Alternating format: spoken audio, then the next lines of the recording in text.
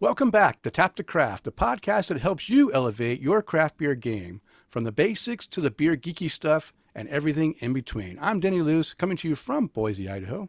And I'm Chris McKenzie, Florida's finest beer adventurer, joining you from sunny Tampa, where the beer stays cold because the weather certainly doesn't. Thanks for joining us on episode 315. Today we're excited to welcome Nick Torgalski, head brewer at Resurgence Brewing in Buffalo, New York. And Resurgence has built a reputation for brewing everything from approachable classics to creative Buffalo-inspired beers, all while becoming a cornerstone of their local craft beer community. Welcome to the show, Nick. Going on, guys. All Good. right. So we've been in the works of getting you on the show for a few months, and now the day has finally come, and I'm so excited because due to the mishaps earlier, I have been enjoying Resurgence beer for a month, waiting for the show to get aired. So I've been really excited to chat with you about the beer that you're producing there and about your history in brewing and of course drink some beer with you so we can talk about some of these great beers that you are brewing. So welcome to the show. And I've just been hearing about it. Yeah, you've been hearing about it. Have you tried any of the beers you sent into the No, doubles yet, no. Chris? Oh, wow. I want to be surprised You're a 'cause, virgin. yeah, Oh, I'm a Resurgence virgin. virgin. And I've also had multiple people tell me that you guys do some great things. So some friends of mine in Buffalo, whether they're here in Tampa or whether they're in Buffalo, I've heard nothing but great things about you guys. Yeah, same here. I've got some people that I work with from New York and from Buffalo. And when I said Resurgence, he said, when's that show going to be on? He wants to listen for sure because his brother still lives in Buffalo and visits Resurgence tap room all the time. So he is a regular. I don't know his brother's name, but his last name is Petrov. So maybe you know any Petrovs over there in Buffalo? When he lives in Buffalo, he's got to know him, right? Yeah, That's how it Yeah, right. yeah. works. It's a small town. No, I don't know if I recognize that, but if they listen to us from the show and they're ever down the brewery, just call ourselves a zoo exhibit. Just wave us down. We'll say hey. All right. That's super Sounds stupid. good. I like Sounds that. good. All right, we're going to jump into a beer here in a minute, but before we get started, we would like to let anyone new to the show know what Tap to Craft podcast is all about. We are an educational podcast focused around celebrating all things craft beer because we want to assist you, our listener, along in your craft beer journey and adventures. And you are listening to episode 315, and we're recording on Monday, August 17th, 2026. And we are recording live on Facebook. And if you would like to join us on the Monday prior to release at 8:30 p.m. Eastern Time, we would like for you to join us during the recording. So let's get this conversation started. And we're going to start it by doing our first beer tasting. And we're going to go right to the top, the easiest drinking beer probably of the night, the Resurgence Brewing Cream Ale. And this is a 4.5% ABV beer. And if I heard you right, Nick, even though it's not named the same as what your World Cup beer was named, it's the same beer inside. Is that correct? Yeah, it's the same beer. Okay. So why don't you go ahead and tell us about this cream ale while we open it up and get ready to drink it? Sure. So this cream ale, it's funny. So every year we do a collab because we're in the first ward of Buffalo. So we did this brewery collab. I don't know if you see it. It's called For the Ward. hmm So last year it was four breweries come together because we're all in the same neighborhood. You could literally walk from tap room to tap room, Ooh. and we all pick a beer, create a beer. It's just a little a driver to get into the area, and then we do a little donation to the community center, the first ward community center. So last year it was called For the Ward. Now you need to sign up for these like World Beer Cup or Great American Beer Fest. You sign up like 6 months in advance. Wow. Oh, wow. So I thought that this year I was like, yeah, we're gonna make For the Ward the cream ale again, right? Wrong. This year we did a pale ale, but I mean we make a million different cream ales, so we're just like, this is such a good cream ale. We're just call it Resurgence Cream Ale. So Okay. it's funny and not funny at the same time because we were so committed thinking that we were gonna make a cream ale, call it For the Ward, and we're like, no, this year actually everybody wants to do pale ales. So that's Okay. where that came. You But guys remember that one time we made that cream ale? Yeah. All right. So, I mean, I've already enjoyed this beer because you sent some of this Yeah. earlier, and then we sent more for the second package you sent. So I've been able to enjoy this beer quite a bit. So I'm a big fan. Yeah. Um, of course, has a very pleasant aroma on there. Um, Yeah. A little spicy, right? little Touch bit of hops. spicy. Yeah, a little bit of hop. Um, maybe a little. I get a little fruitiness to it. Probably the yeast is adding some of that fruity character. Not too, just subtly, like on the nose there, but really, I mean, really nice, pleasant aroma, and you get aroma. That's what's nice about this. Sometimes cream ales can be kind of bland Flat. and flat, Hmm. and you just don't get a lot of aroma out of it, or even flavor sometimes. But this one has a nice aroma that welcomes you right away. Yeah. We do a lot of, because I love the hop, we do a lot of late kettle additions of Saaz into this, Hmm. So you kind of get a fruitiness from the American ale yeast Okay. that we use. We just use Yep. SO5, but then we want to use continental European hops in it to give it a Oh, little like spice. So like what I love about this beer, it's just simple, right? Like yeah. super simple, super easy drinker. The mash bill of it, it's Hmm. Pilsner and it's corn. We do a single decoction and we let kind of the ingredients speak for itself, but it's just a simple, easy Yeah. beer. Yeah. Yeah. It's I mean, you said everything right there. What I've found from you so far from our interactions through email and stuff is, and you sent a very nice video Hmm. of a beer we'll be tasting here later in the show of all the grist that goes into the beer, and there was a lot of grains and oats and things that were going into that. I mean, you just kept handful after handful, like 7 different things that were going into that beer, which is amazing. So this is just a standard Pilsner malt, or is it coming somewhere special? Oh, so great. Actually, so one of my favorite parts about this beer, so it is Pilsner, but it's Pilsner and it's 6 row. So we get Oh, okay. country malt, we get some nice Belgian 6 row malt. And Oh, doing the decoction, I think even though it's such a light beer, that adds to the protein, adds a little more body, adds a little like depth to it. It was funny when we won the award for this beer. I was like, I don't even want to hang up the award. I want to hang up my bag of grain because I was like, this is what made it. Yeah. Like exactly. it was so So fun to tinker. okay, so you just said something that shocked me, and maybe it shouldn't shock me because maybe that's why the beer is so good and how much I enjoyed it. Is that so? You decocted this is a decoction beer? Yeah. Yeah. So we do a single decoction on this, kind of just hitting for that beta and alpha, amylase as far as our thresholds, and then just a little green out. But yeah, we love, I got to go to Europe, and Hmm. see them in Germany and see it in Czech Republic. I actually got to be hands on in a Czech brewery. It was so awesome. And seeing is believing. And then I came back as like, yes, we're figuring this out.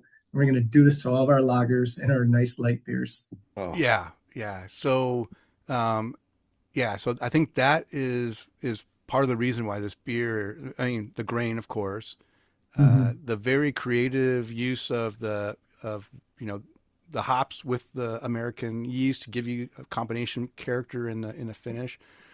The Yeah. concoction just to make it so light and I mean it has a nice body, but it's just like a delicate drinking beer where those flavors just kind of subtly float around Mm-hmm. as you're drinking it and just really give you a big kind of a big flavor or in a small package. It's not blowing up my face. It just tastes good because it's a delicate beer that just has great flavor. And again, I can't get enough of this beer. This beer is just like it literally is the best. I think I said in my check-in, it's the best cream ale that I've drank.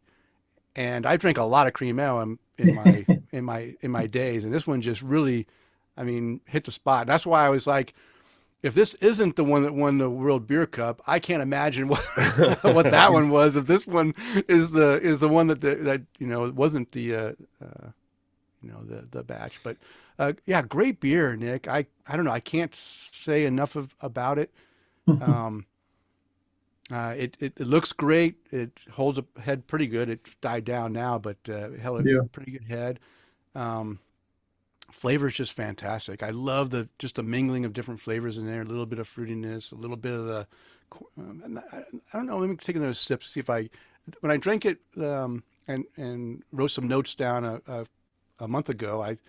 I sensed that there was a slight little corny character thing in there, but I'm not. I don't know if I'm going to see if I can taste it in this beer. Maybe it's too cold still. I just pulled it out of the cooler.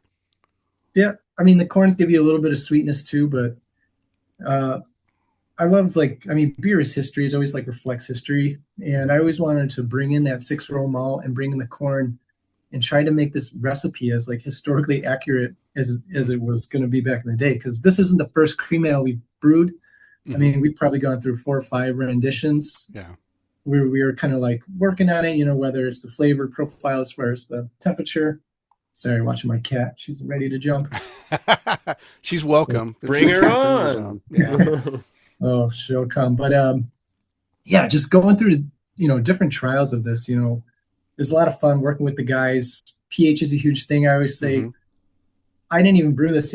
Kyle and Josh are my brewers. They had to watch. With decoction, you really have to pay attention. With any brew, you have to pay attention to your pH, but you really need to monitor your pH as you're bringing it over, boiling, getting those tannins and proteins into solution. It's going to affect your pH. So it's a hats off to them. They did a good job monitoring and making sure we were in our range. So, well, good job, boys. That is a fantastic beer, and I can just only say ditto to what Denny said, because this is such an easy drinker. I mean, it's a beautiful looking beer too. I mean, this could go well with just about anything, just about anywhere. Yeah, it's great on draft. Like I say, packaging is where beer goes to die. You do all this decoction, and sometimes the head doesn't last. But when you take it off draft, you get that soft serve head on it. Oh, it's beautiful. Does this? I mean, I'm not a huge fan of nitro beers, but I know cream ale is one that often gets put on nitro tap because it's already kind of lacking a flavor, so nitrogen doesn't really, take away much. Do you put this on nitrogen at all on your in your tap room, or do you just leave it on CO2? So just CO2, but we have a brewer's tab because we don't like to wait in line, or bother the bartenders. So we put it on the Luker. So we have it on the side pull. Oh, side pull. So nice. Then you can build that creaminess too. So it's a lot of fun.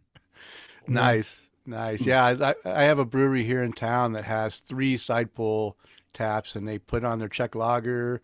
They'll put on a Dunkel. They'll put on different beers, and I just love it because it just really gives a nice body to the beer and just makes it just taste so much better. So every time I ask what's on side pull, I'll take one of those for sure. Yep. What's on side pull? And so our Czech pills, so when we sell it to accounts, we make sure that they put it on the side pull. It's part of part of taking the beer, because we really care. And then we do a staff training. We've got always proper glassware for each beer we're going to sample. I've got my proper glassware for it. So way to go. It's all about the details, right? I'll just hide my glass here. Oh, listen, yours is much better than mine. Mine's dirty. I went, straight shaker today.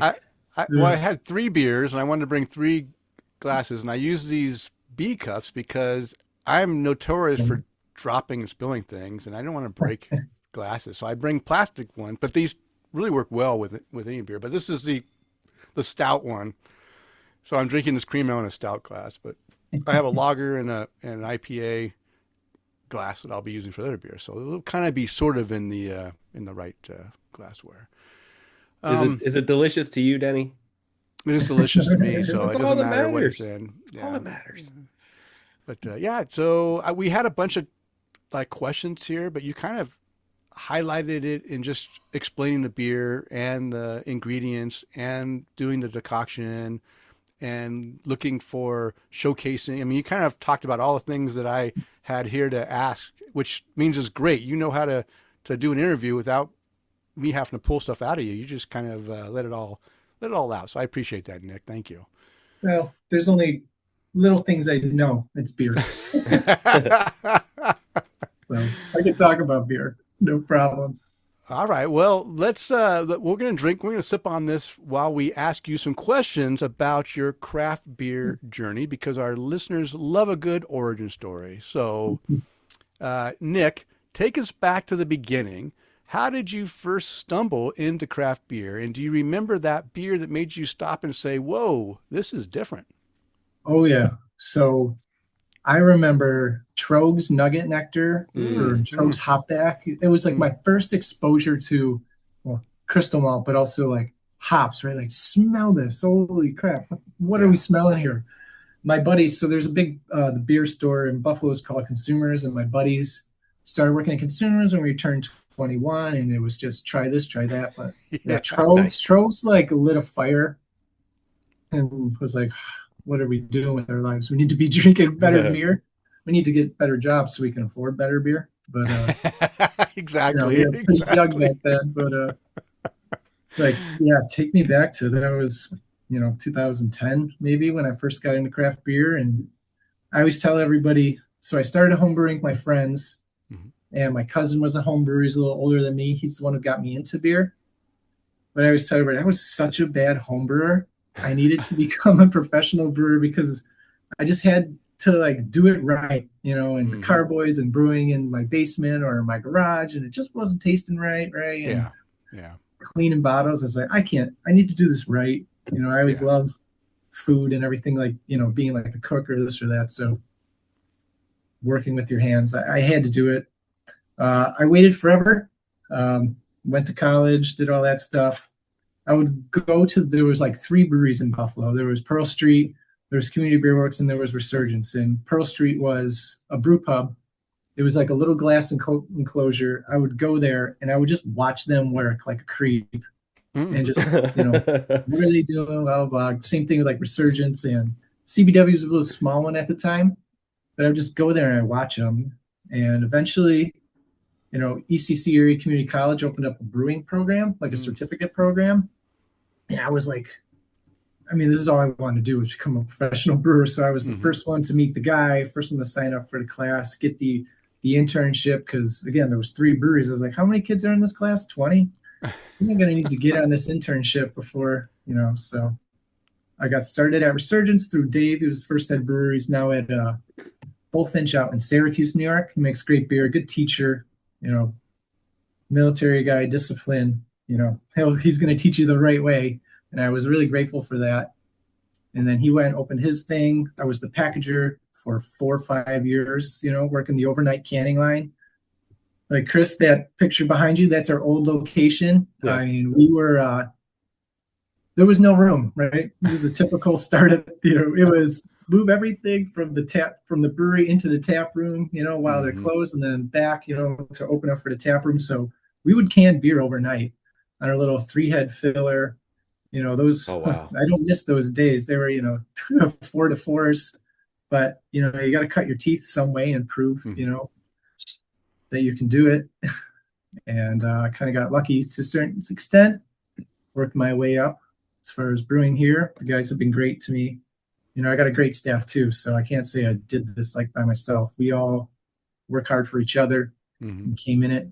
Josh, Kyle, they've been with my brewers since like 2017. So just like great chemistry between us three, So Yeah, I don't know if that answers your question. I started rambling a little bit. Yeah. No, you went, but it's okay. Well, you did good. I was surprised though that you're the second person like recently that said they started right in on the hoppy stuff and really liked it. Because normally people that aren't used to beer, they don't typically go with the hops, right? They're kind of scary, or the dark beers, right? It's too dark, I'm scared of it. But they go with lagers and maybe some sours, or maybe they find Belgian beers and come in. But you went right for the right for the hoppy stuff. So that's good.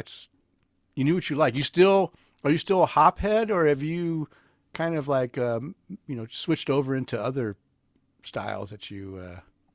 I love hops. It's just what type of hops. Like, back in the day, right, when I first got into beer, that's when like the IBU battle was going on. Oh, What's yeah. the bitterest thing and this pininess. And I remember going to, driving to Treehouse, to get that stuff to be like, Sap was one of my favorite beers ever. I was like, it's like I'm drinking a pine cone and I love it.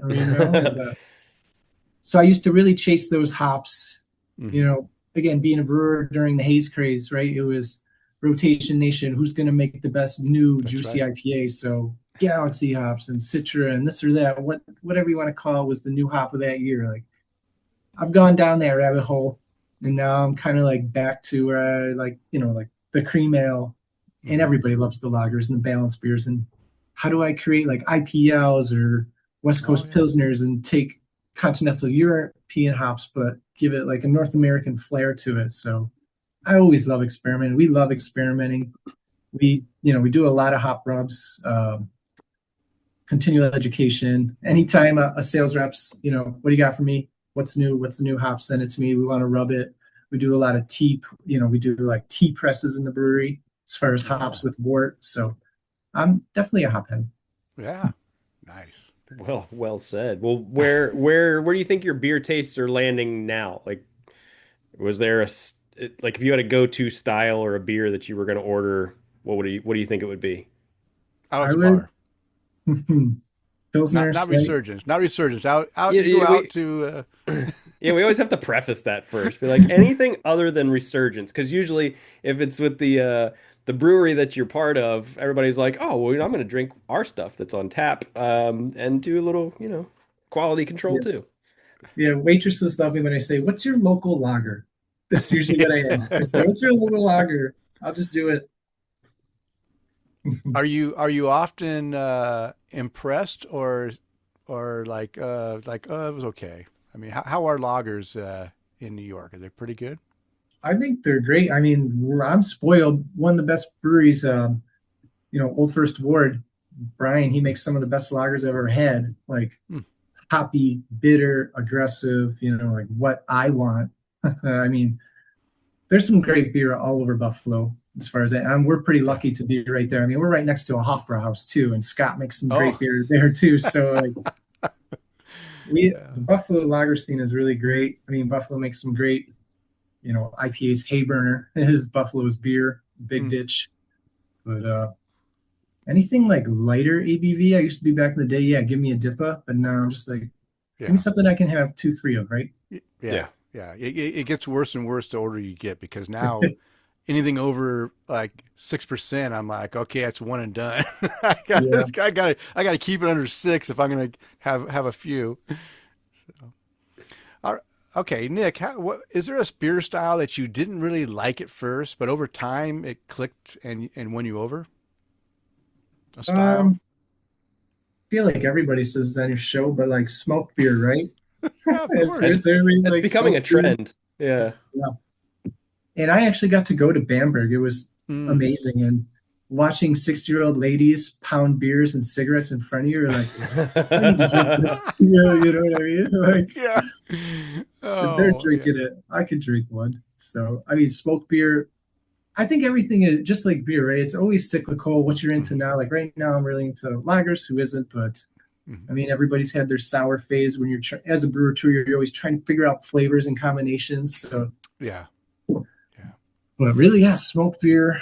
Um, I guess I like a sipper now too, where like maybe a barrel aged sour, which used to be like Mm. so gut wrenching, Yeah. sour. But nowadays, it's like a sipper, and I enjoy it.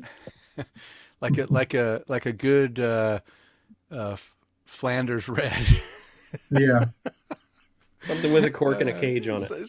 Something that just is like pure acid as you drink down, and you have to sip it, or it's gonna melt through yeah, your gut. Your teeth end up getting whiter as you drink it too. Yeah, yeah. Yeah. yeah, but yeah, but we're gonna get off tangent again because you mentioned sour, and this weekend I did you in the first batch of beers you did send the what Peach is tea. it the lemon peach tree, a peach lemon tree or tea, Hmm. and it's actually, I mean, I was kind of like, well, okay, what's this? I'm not a big peach fan. Like Chris is a big peach fan.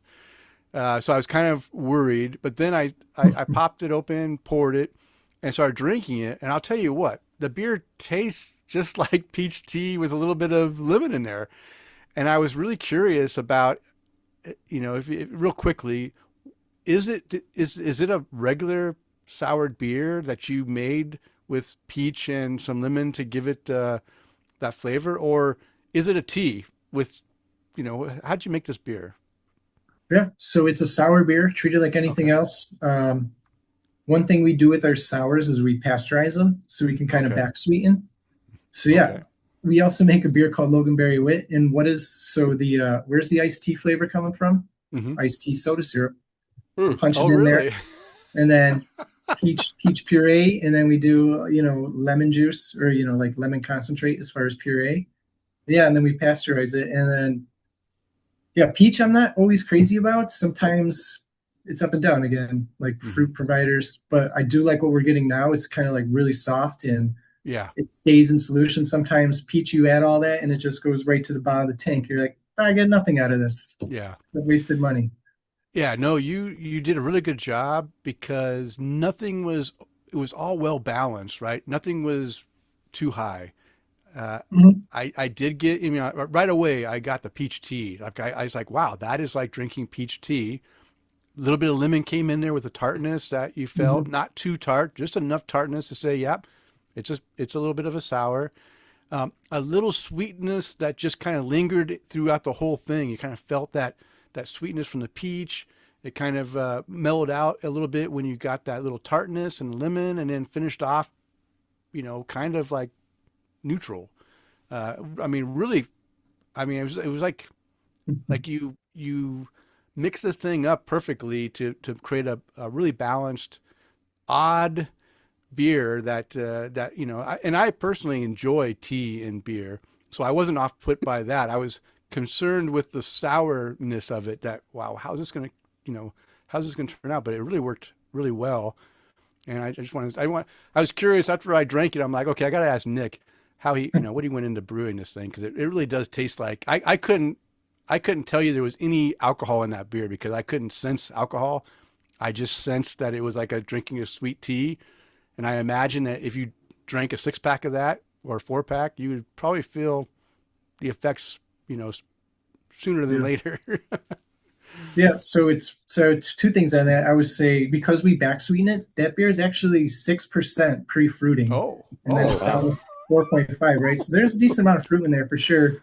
And then wow. also, I mean, you nailed it too. In any type of beer, any style of beer, there needs to be some type of balance, right? Hmm. And even as like a heavily fruited sour, right? Like where's their balance? But there is balance within those little flavors. So how do we get that?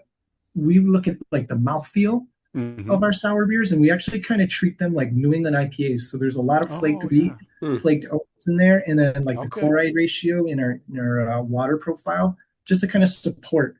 And so you're not getting like a really really tart that's going to make you cringe when you drink it. Yeah. You're going to have a Yeah. nice pillowy body to it. So we kind Yeah. of take. There's always got to be some semblance of balance within your flavors and your ingredients, no matter what you try to do. Yeah. Well, you did a good job on it. Just had to tell you that because I thought I drank that one earlier and I saw it in my fridge like, ooh, I gotta try that before the show. And it was good. Yeah, and that's another shout out to my brewer Josh. He came up with that idea. So again, Way to go, teamwork makes the Josh. dream work. Yeah, great idea. All Yeah. right. So, and I'll start it with this other than a Resurgence beer or other than Resurgence. What's a brewery or a specific beer that you think deserves more love, or if it was like a hidden gem that people should know about? Ooh, hidden gem. So hidden gem in Buffalo, I would say, is like Old First Ward. They make great breweries. They're a little, 5 barrel brew house. Oh Hidden well. gem style. Ooh, I mean, give me an old fashioned porter, right? Like, Hmm. Yeah. Yeah. take me back. Yeah, I feel I like those love get overlooked porters. nowadays. Yeah. Yeah. Like, I'll drink a Porters. nice, good. Oh no. Yeah. I was gonna say, porters have kind of taken a back seat to a lot. Kind of like brown ales, right? Brown ales and Mhm. porters are kind of gone away, and I'm starting to see that they're starting to come back. In fact, I mentioned you probably heard I went to Jim Dandy in Pocatello for their eighth 8 year anniversary, and they didn't just brew one brown ale; they brewed two brown ales for that celebration.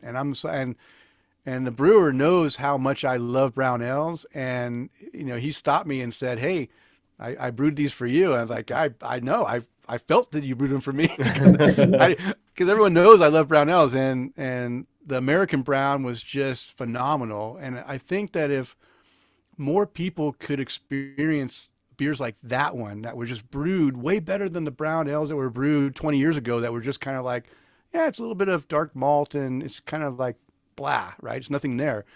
And Hmm. actually put some effort, kind of like what you're doing, Nick, from what I'm hearing, how you're describing the effort you guys are putting into the right ingredients and the right methods and processes.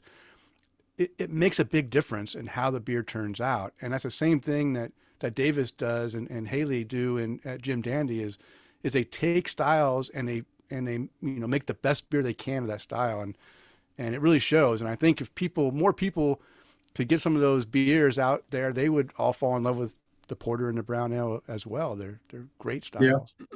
Yeah, you can't be afraid to just let that beer be a beer, right? Like, I Mm-hmm. love a great porter. Not everyone has to have, vanilla or cherries Mm-hmm. or this or that, or same thing. Like, we've made a couple brown ales, but then we've always adjuncted them, right? Like, Yeah. oh, I wish we could just have a nice, beautiful brown. Yeah. Like, as the brewers, we'd gather around the bright tick, like, all right, let's drink it before we add stuff to it.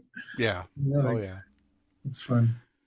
Okay, one last question on your craft beer journey. So looking back, and you can answer one or all three, is there a brewery, a beer, or even a whole style that has disappeared that you wish would make it a comeback?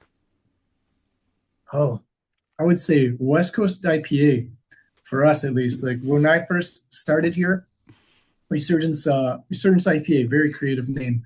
We won gold medal at Tap New York, and get bitter beer, right? Like Yeah. just give me a nice bitter IPA. That needs to start coming back, and I think it is with some of the IPLs and cold IPAs Mhm. coming out. But West Mhm. Coast IPA, I wish it would just come back So, at least here. yeah, so it is. Yeah, so the problem is it is coming back. I don't know if it's a problem. It's a problem for some people who want the old style West Coast with the big piney, big citrus, hop bitterness.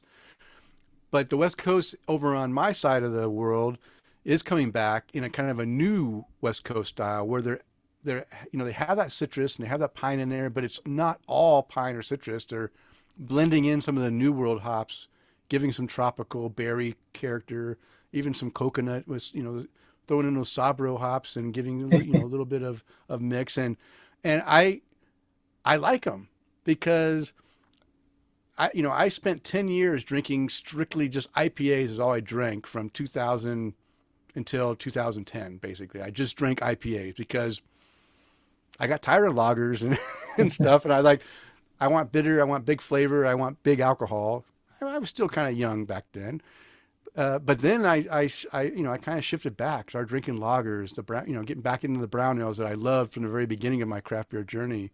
Diving into the Belgians and the German beers that I hadn't experienced, beers that were from Germany and trying those. And then I still love IPA. Still I always say I'm going to drink less IPAs. It turns out that I don't drink less IPAs. I just drink more of the lagers and stuff to balance out the mixture. But I'm still drinking just as many IPAs as I probably was 15 years ago. Just that now I'm also drinking lagers and other styles as He has well. adult money. He can go get more beer. Yeah, yeah, well, that's true. I've grown up. I definitely make more money than I did when I was younger, so I can afford the good beer as well. Yeah. But yeah, West Coast, I agree. I'm kind of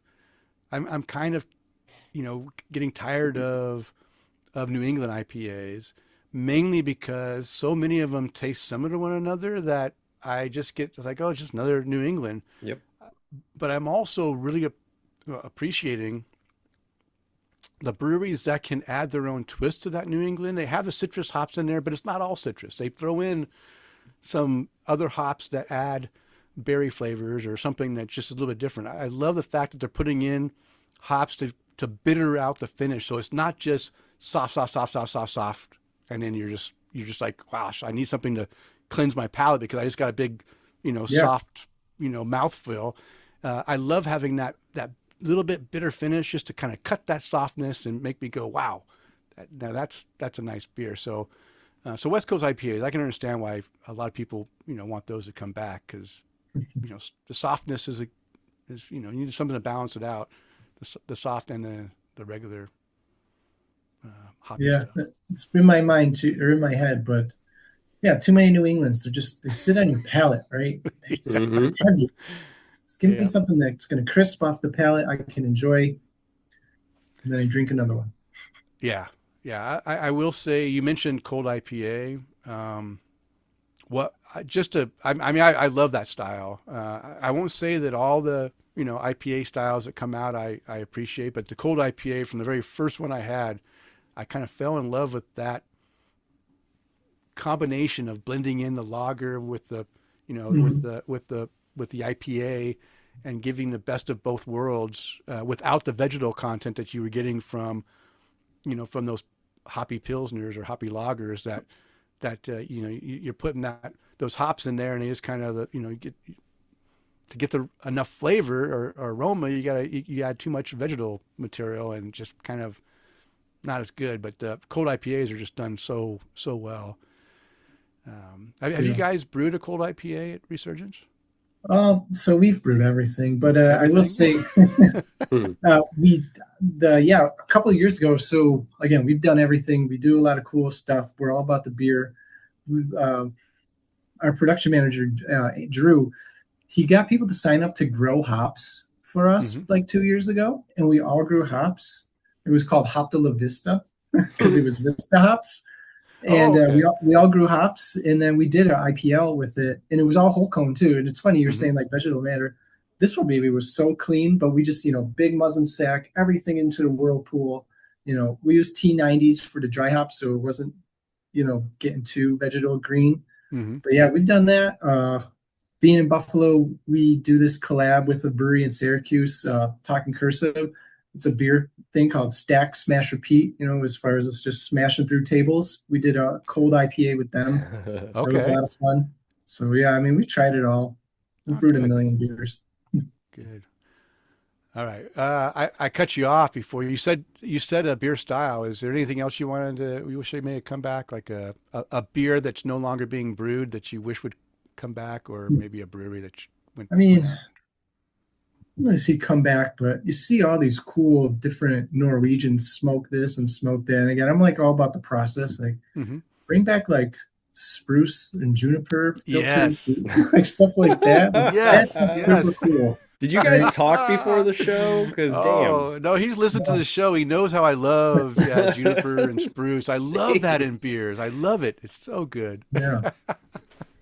I agree. Some more. That's why I like. I love saisons because you can put whatever you want in there and it's okay. And I love it when I see it's a saison with juniper. I'm like, because I'm a big juniper fan. I'm going to enjoy that one. And so we're actually working on something like that. Sweet. Yeah, started like a cocktail series kind of thing because we're kind of seeing that sours aren't really growing in the market like they used to. So we did like a mojito beer this year. We're working on like kind of like a gin botanical saison for next year. Oh yes, I think it's gonna be awesome. Wonderful. I've had a gin like that same type of thing. I think a local brewery here did something with that same thing, the gin barrel and some botanicals in there as a saison, and really worked out really well. Are you gonna put it? Probably not going to barrel it then in gin barrels, are you? No, no, just cans. But we do make cider. We do actually have a gin barrel. Our cider maker Phil, he's got this gin barrel aged, really dry cider that we put into bottles once a year. So I pick his brain on that. He's a good blender.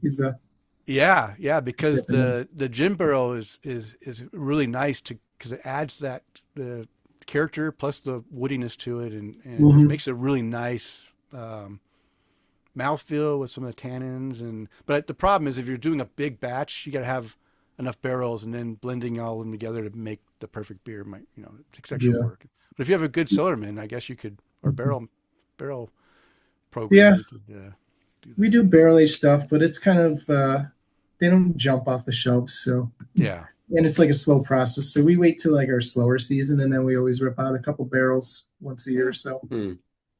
Nice. All right, Nick, you did a great job. we'll give you a short break while we give some props out to our Patreon supporters, because this episode is brought to you in part by our satisfied Patreon supporters like Bill Schlemmer, Amanda and Kevin Argauer, Mike Blanchard, Tara Carlson, Jim Kutzel, and Alex Fuchs. These are all of our virtual producers. And we got Tom Byrne, Jeff Seiler, Johan Halberg, Charlie Massa, Mark Church, Eric Gronley, and Batman Dan. They want to buy us a virtual beer. And we have Peter Tim. He wants to toast his hosts. If you enjoy the content we provide, we invite you to support the show by toasting your host or buying us a virtual beer or even becoming a virtual producer. You can explore the options on our support page by visiting patreon.com/tapthecraft. Okay, so my glass is empty. Kris, Same. is your glass empty? Yep, Okay. it needs to be refilled. I think it's a perfect time to dive into our second beer tasting. Now, Nick, this is a beer that was in the latest package you sent us, and I was very curious when I read the name.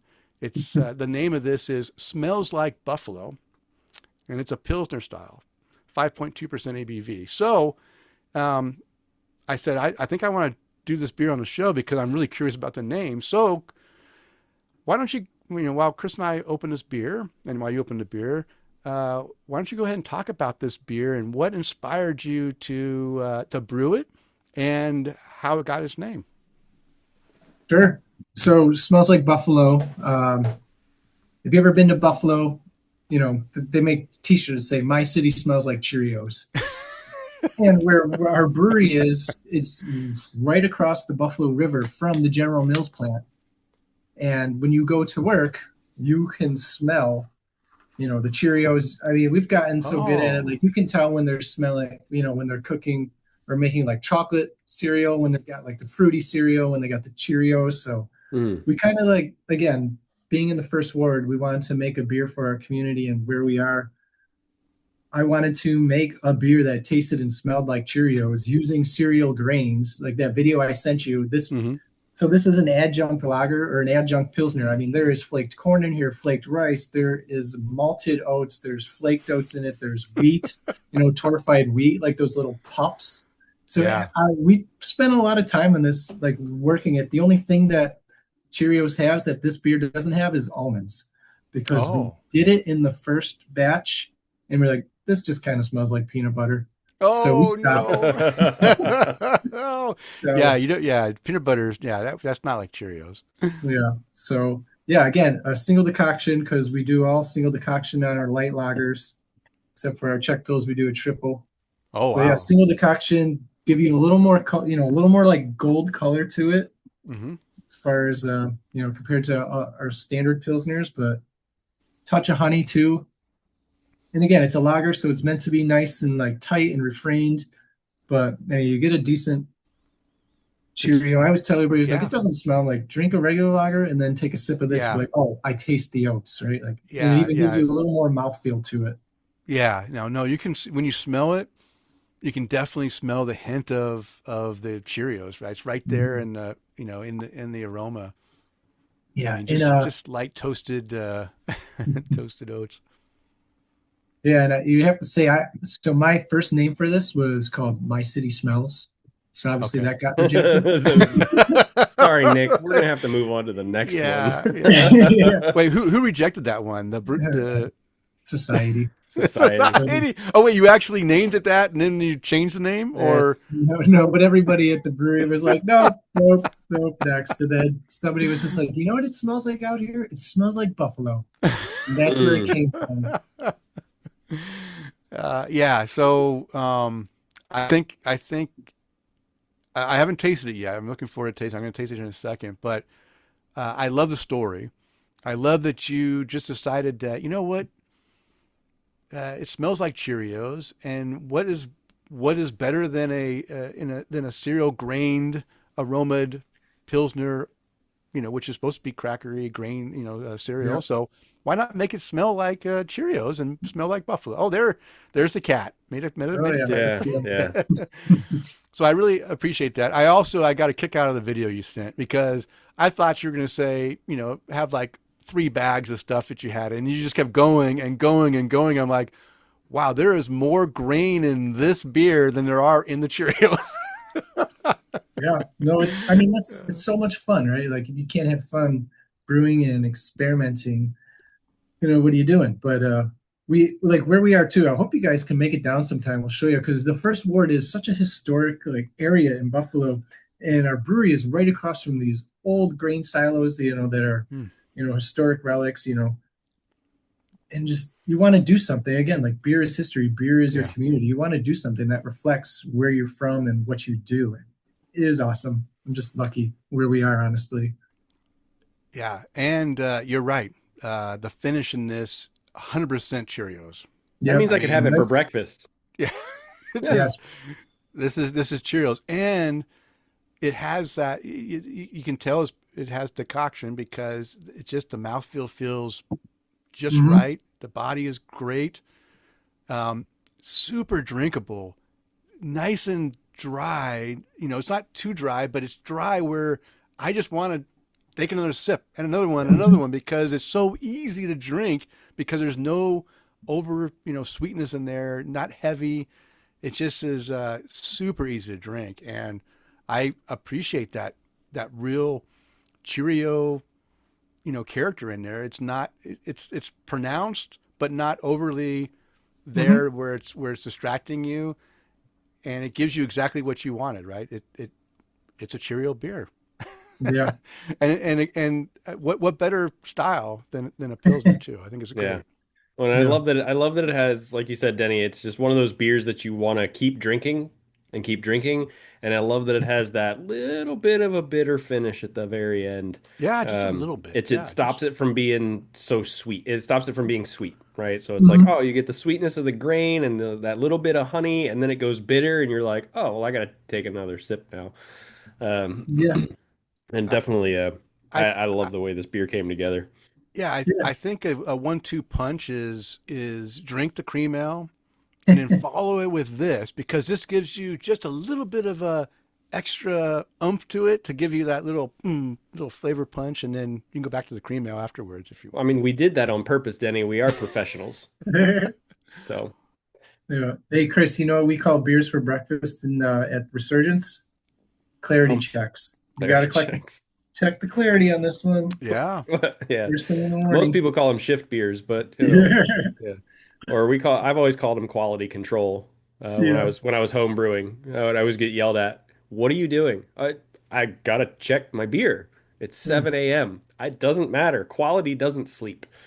Yeah. Yeah. Right. Hey Denny, Craig Snyder from Pontoon Brewing just hopped on to say good evening to us. He's enjoying a lovely sweet iced tea tonight. So Oh, yeah. He must have heard my yeah, peach tea story. yeah. Okay, well, Oh, I gotta I don't scroll know. I down. don't have anything to say. This beer is just another fantastic offering from Resurgence. I mean, Nick, you guys, you and your brewers do a fantastic job. Yeah. Ooh, They give them all the credit. I think every brewery always wants to improve what they're doing.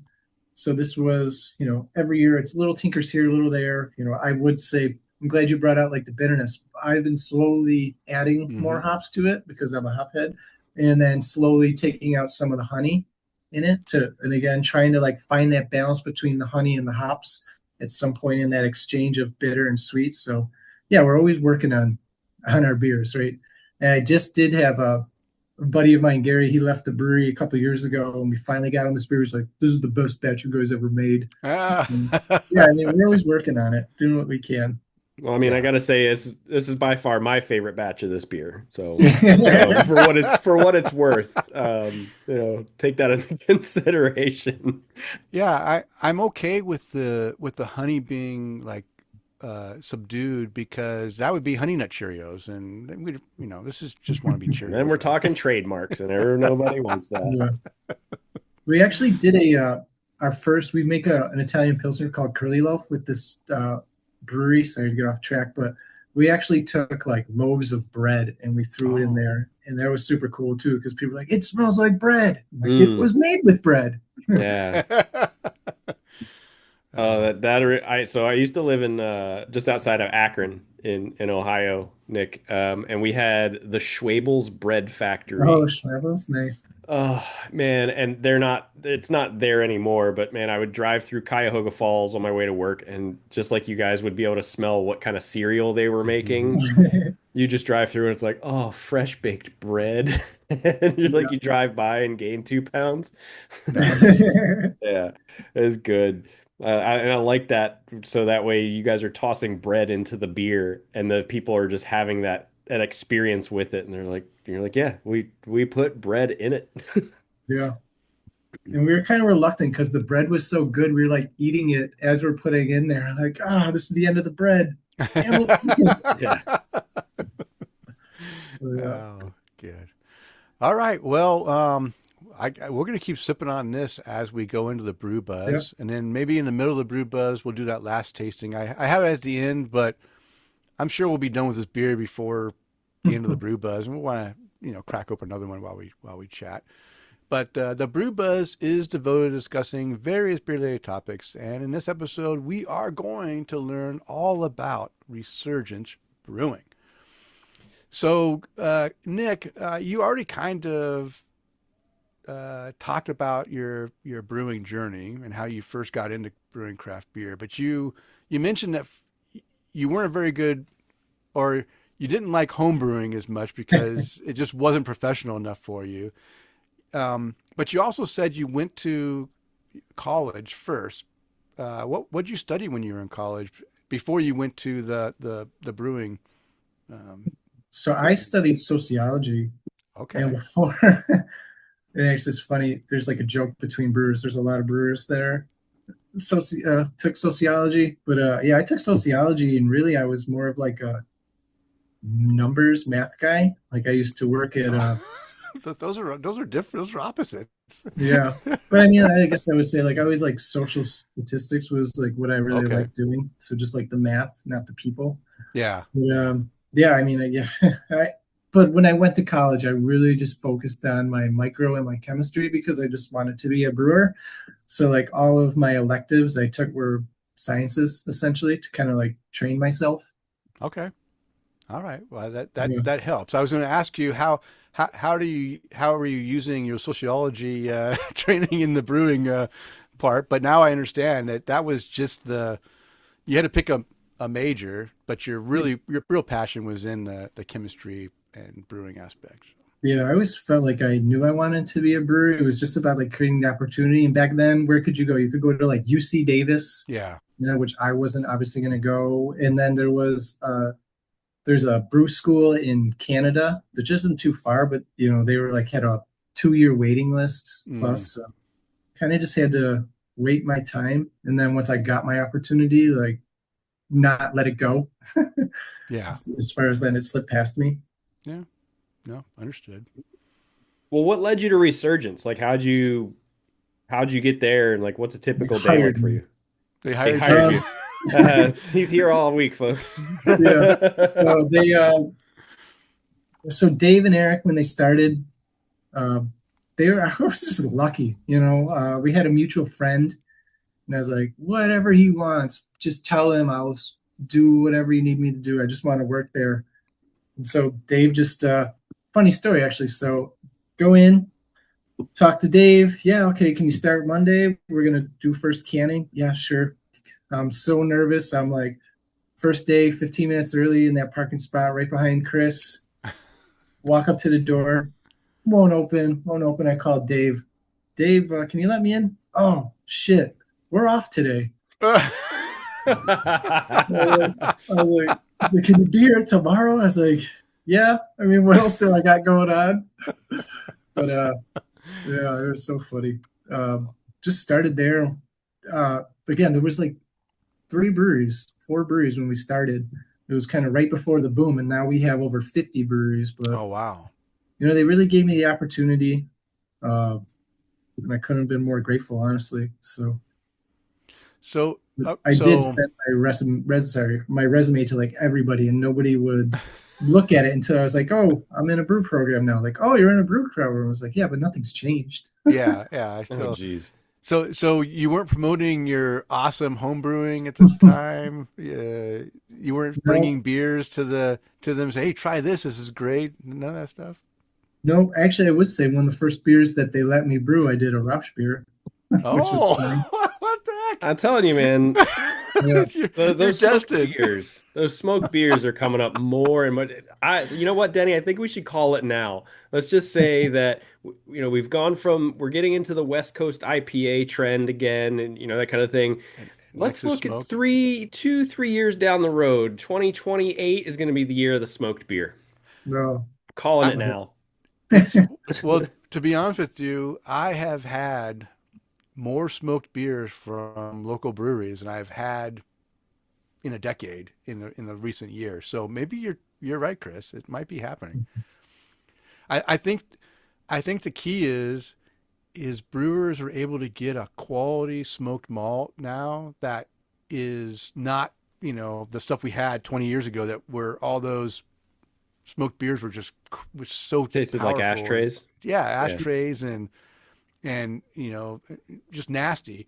Now the malt is so good, you just put a little bit of it in there and it gives you just a little subtle smoked flavor that really amplifies, especially a Helles lager. I love Mm. a smoked Helles lager. I think I had a smoked uh, red ale not too long ago that was really good too. Just just a little bit of smoke lingering on a nice red ale. It's just perfect, right? Just really nice. So I think you might be right, Chris. You we're gonna write it down right now today. Chris predicted in 3 years, smoked Yep. beers will be Yep. the all the rave. All right. Okay, so this is this. I'm sure you have an answer. I hope. But was there a particular brewer or brewery that inspired your brewing philosophy? um, well, every brewer. I would say when I first started, Dave would tell me, keep it simple. Mm. And then Eric would say, do what you want. But I'm always always trying to like read and just those conversations with other brewers, right? About Hmm. what do you do? What do you do? Hmm. Just I listen to everybody. I'm a big again continuing your education. Nobody's gonna like teach you except yourself. So I mean, we when you come to Resurgence, you join the Master Brewers Association. We're heavily involved in the Brewers Association, especially on like the New York State side. Hmm. So just being involved in the product, make sure we're going. I got again, they were lucky to send me to like a White Labs thing where Oh, I got cool. to talk to the head of quality, former head of quality at like what you call it, New Belgium, and one R&D brewers at Budweiser. I was like, just tell me everything, tell me anything. I'm Mm. here to listen, right? So just being open as a brewer is a huge thing as far as like learning. But we all talk, we all love to hear ourselves talk, anyways. But we love to talk about beer. So I don't know if there's a brewer. I don't know. Josef Grohl, the guy who started Pilsner Urquell. He was the first brewer to make Pilsners. Hmm. And I mean, then also do when you I, use? I mean, obviously you use some of the techniques because your decoction and hops. I mean, you said you use Saaz hops, right? Isn't oh yeah. Yeah, and we get our hands, when we get our saws too, it's really cool that we're lucky we get to hand select them, pick our rubs, and just being on those calls, those conference calls, listen to other big breweries talk about what they smell like. Yeah, yeah, me too. Or like creating like different words, different ways to describe things. It's just great expanding your lexicon from other brewers, right? Mhm. So you can It's funny. always That's learn I something. was gonna say that's how I describe beers. I listen to Denny describe them, and I go, yeah, ditto. Yeah, it's They're good. I like them. Yeah. Put it through wow. like AI. Hey, rephrase this for me. Yeah. Yeah. Yeah. Funny enough, I just made a social media post. I used AI to write it. Yeah. Oh. So, let's see. So we're going to kind of talk a little bit about how building Resurgence. So Jeff Ware had a vision of combining great beer with the community atmosphere Mhm. of traditional beer gardens. How's that vision evolved since you joined the brewery? So Jeff and Chris, they're our owners. They're actually twin brothers. It's pretty Hmm. cool. Yeah. So we just, again, we all, we call ourselves a bunch of dads, right? We just want to be a bunch of dads. We want beer to be affordable. We want beer to Mm. be drinkable. And we, Hmm. now that we're getting older, we want it to be a little lighter so we can drink more. But everything is about coming together, creating a nice community center as far, or our community gathering place. Hmm. Like our new location, our newer location, we've been in there since 2019, but huge beer garden, we have an indoor beer garden. I mean, it seats over, 300 people or whatever, but we're always involved, right? Just like I said, we're involved in the Brewers Association. We're always involved with the community, whether it's like fundraisers, like there's a million runs. People love to run and then drink beer. Like a million runs around the I brewery I and still stuff don't like know that. how. I still don't know Yeah. how. So really, it's just again like celebrating who we are, right? Like we make a beer smells like Buffalo because we're in the first ward. Because where we brew beer, it smells like Buffalo and it smells like Cheerios. So we're all in on Buffalo and embracing. And now that we actually have good sports teams, it makes it easier too. But like we're right by where the Sabres play, and now that they're finally, our hockey team finally they're winning, we're getting way more like traffic, Yeah, they which we've kicked never ass got. last year. Yeah. They kicked ass last year. Wow. Did you guys have beer at any of these venues? Um, do we? I think we have it this year. Hmm. I don't know if we were really that big. So when I started, we were just under like 1,000 barrels. Right now, we do about 5,000 barrels. Plus, we make cider, which is another like 4,000 barrels. So we're really pumping out a lot of stuff. We've never been bigger. We have our location that we just launched in Fort Myers, Hmm. and we sent a decent amount of beer down there, even though they're going to start brewing. So I mean, we've definitely like grown and we're so close. I feel like we've always taken such pride in what we do and who we are. And I think people are starting to hear about us a little more because we are so involved in Buffalo. So, Yeah. and it's just not us. I mean, that goes across every department. We're just Yeah. one part of it. Yeah. I really think that other people outside of Buffalo and outside of Florida might not completely understand too, like the fact that you guys opened a location down here. Hmm. There are so many, like I know the guy that did the loan on our home. He's a good friend of ours. He's from Buffalo. He goes back all the time. But like the fact that there are so many people down here from New York and so many people that I know that are from the Buffalo area or Syracuse or um, that it's amazing that you guys can put a little bit of Buffalo down here with us and people are going to come here and go, I know that name, or they'll already know it's here. And I Hmm. think that's a really cool kind of spot for Resurgence to have because I'm actually looking it up now, but it's probably less than an hour and a half from me in just outside of Tampa. Yeah, it's always funny because anytime I go on vacation with my girlfriend and for that, we always find somebody from Buffalo. Yeah. Like there's always somebody from Buffalo no matter where you go. But yeah, Yeah. especially in Florida, a lot of snowbirds. And then I went down there in March, and then I came back up here and I'm seeing people wearing the Fort Myers t-shirts in here. I'm like, you Oh, can only nice. get that in Fort Myers. So Yeah. Yeah. Yeah. Yeah. yeah, Nice. Well, it's pretty cool. yeah, and the great part is too is Denny, I have an excuse to just go a little further south now because I Yeah. usually I usually stop maybe about a half hour north of you guys because we do a lot of shark teeth hunting out in Venice, and we can just go a little further south and we can go get some Resurgence beer. That's You right. should, and you should let me know, and I'll hook you up with the guys. And again, like I said, we're a zoo exhibit. We're on display no matter what brewery. We want you to be in the brewery, and we feel like you're part of the process. So Well, listen, very, Nick, very. don't tell me that because I'll be in there making faces at them. They're trying to work. I mean, I'll do it if, it's for the beer. It's for the Yeah, beer. yeah. And, I'm gonna make them crack. well, and listen, we can send you funny videos about it and it's great. It'd be great. Yeah. Yeah. Yeah. All right. So it sounds like Resurgence has grown tremendously since opening in 2014. So what has been the biggest challenges of growing while maintaining that quality that you guys are really wanting to maintain? Has that been a challenge for you guys? Yeah, I mean it's a daily challenge that we approach as far as like our quality assurance and QA QC.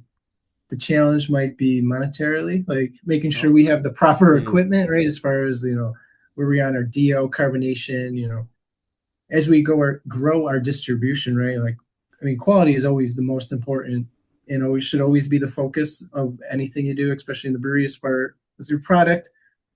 But I mean, just maintaining quality, maintaining like I was talking about, like our canning line, stuff like hmm. that.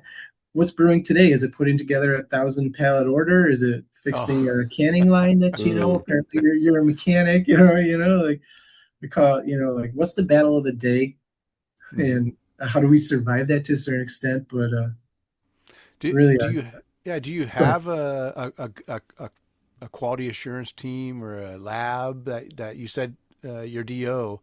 I'm assuming you guys keep tight uh, rein on that to make sure you don't get too much dissolved oxygen Yep. into your beer, so it doesn't spoil quicker and give off Yeah. flavor So and stuff. we have a quality lab.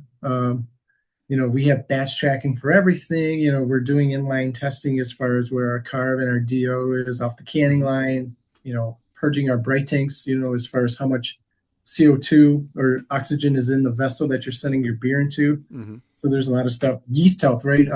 Yeah. Yeast is crucial. We Hmm. haven't talked about IPAs too much, but you're talking about like the hops. Sometimes I always say the most important thing in an IPA is the yeast health, because the yeast is what's going to really Mm. create a lot of those compounds and a lot of those, those aromatic compounds and everything. And if you've got shitty dead yeast, all you're going to end up smelling is, green apple. Yes. You know, Yeah. Yeah. so Yeah. Yeah. No. maintaining our yeast is huge. Yeah. Do you how often how often do you recycle your like how many batches do you get per yeast? You, So kind of depends. So so we really have like three big ones. We have two hazy strains, and then we have our lager strain. So our hazy strains are, well, they're all expensive, but our hazy strains we try to stretch to 5 to 7 or so. oh You wow. look at like the barrelage, right? If we can get 300 barrels or so out of like a gen, that's great. It brings your cost significantly down. Lager yeast is expensive, and it's really can be finicky. Yeah. At least our experience with it. We use a lot of 3470, which is kind of like the standard, Hmm. Weinstefan yeast. But that can, you've got to treat it right. Like lager yeast is it's slow, it's slow, it's slow. Hmm. There's no yeast. All right, here it is. You can get it. All right, crop it. Next day it's dead. Or, Hmm. it might be like too sulfury, or you're worried Yeah. about a little like cropping it too soon so you don't get diacetyl. Yeah. So Yeah. Diacetyl is my is I can handle the sulfur because the sulfur will air out dissipate, eventually. But the diacetyl, it's a if I taste a lager with diacetyl in it, it's done. I'm just like I once I taste it, I can't not taste it again. yeah. It just is it's there, and I notice it every time. So it's the one thing that will make me like just like put off a brewery or a lager is definitely diacetyl. I'm very sensitive to it, so I don't like that at all. But the sulfur, um, I can't remember. I was just drinking some. Oh, it was it was some New Jersey beer from Wanderback Brewery. Uh, some of their beers in the can, when you first pour it, it'll give off a little sulfur, but it Mhm. dissipates really quickly. And I mentioned that too. I gave a can to a friend of mine and said, hey, "You got to try this. This is a great lager." But I said, pour it into a glass and let it sit for a little bit. Just let the sulfur, you know, go out, and then it tastes great. Yeah. And he did, and he liked it. But it is weird how sometimes those things play into the beer. But yeah, I can get away with it. Sulfur, I don't mind. It's the diacetyl that Yeah. You I'll said that just question earlier, like what beers could I see or want to come back? Keller yeah. beer. When I was in Germany, Oh. I mean, so many great like Keller beers, and you get that sulfur aroma, and it's like, Mhm. do I like this? Do I not like it? I don't know, but I'm going to keep drinking it until I figure it Yeah. out, right? Like sometimes sulfur in a beer is like that. Well, and yeah, and it's just like, yeah, sulfur. I think sulfur can be. I mean, we were talking to brewers that deliberately want to have a little skunking in their beer. You know, the Mhm. guys, Tom Everett Mark, with Mark, no Mark Osborne. no Tom Everett No, Tom Everett from Van Trapp. Van Trott Von Yeah, Trapp. There we go. Mhm. you know, he says, you know, they brew some great lagers. I don't know if you've had any Von Oh Trapp, yeah. but they do some really great lagers. And he, you know, he had one that he said, I just want to have a little bit more skunk in this beer to make it just right. I'm like, wow, that's something you don't hear often. And then Yeah. I started to, you know, pay attention more to the beer, and I understood what he was saying is like, you're right. There is a character of a perceived, you know, flaw Mhm. that can add to the, you know, the whole experience of the beer. And I think sulfur is one of those things that, yeah, sometimes that's, you know, it's, you know, it can be a good thing in there too, to just enhance the flavor a little bit more. Yeah, it's always interesting. Yeah. To say the Fine least. line from a fart and Yeah. a good. Yeah, Exactly. Exactly. that's a beer name if I ever heard it. Fine line from a fart. Oh. He said it, not me. All right, Um, Chris. We're gonna get into some brewing philosophy. what are we getting into, Denny? Yeah, some Yeah. brewing All philosophy. right. It's a tongue So twister. yeah, so Nick, Buffalo, they've gone under an incredible renaissance over like the last decade, and even the brewery's name, Resurgence, kind of reflects that story. How much does that spirit of renewal influence the beers you brew and the culture you've built inside the brewery? Um, Boy, Damn, Denny, you come up with some deep questions. yeah, so I'm deep. trying to. Yeah, I'm trying to. Well, this is another way of kind of getting the, you know, obviously you know, you know, I was hoping maybe you'll explain the name Resurgence on why Mhm. the, you know, and I know you weren't there when they first opened, but do you have a sense of why they named this brewery Resurgence? What were they trying to resurge from? And Yeah. then how does that play into the beers that you're brewing to kind of promote that whole resurgence of Buffalo or of beer or of community or whatever it's trying to promote? Yeah, well, I think Jeff was really trying to bring that all back. So when they first opened, like our first location there, that was in the west side, where I live now, but there was nothing around that area. That place, it's a historical building. They built World War One airplanes, in that building, Oh, or motors for boats. I forget which one, but it's a super historical area. Wow. It was pretty much like shut down. It turned into it's a funny story. It turned into a dog kennel. And then after a dog kennel, it was Yeah. abandoned. There was this wall. The police used to go there and shoot their guns. Like oh, there is a wall of just nothing but bullet holes oh my Are that God. we they would talking just about this use them. building behind me? Yes, yes. So cool. I'm so glad I chose this photo. Yeah. So it was all about, the resurgence of the West Side, bringing beer back to Buffalo. You know, growing up in, the 90s to 2000s, like Buffalo was kind of, a little bit of a shithole as far as that goes, pardon my French, but like there was really nothing driving downtown traffic. There Yeah. were definitely no breweries with beer gardens. So we wanted to kind of like bring that back, so to speak. And yeah, Resurgence was like a great name that Jeff picked for that.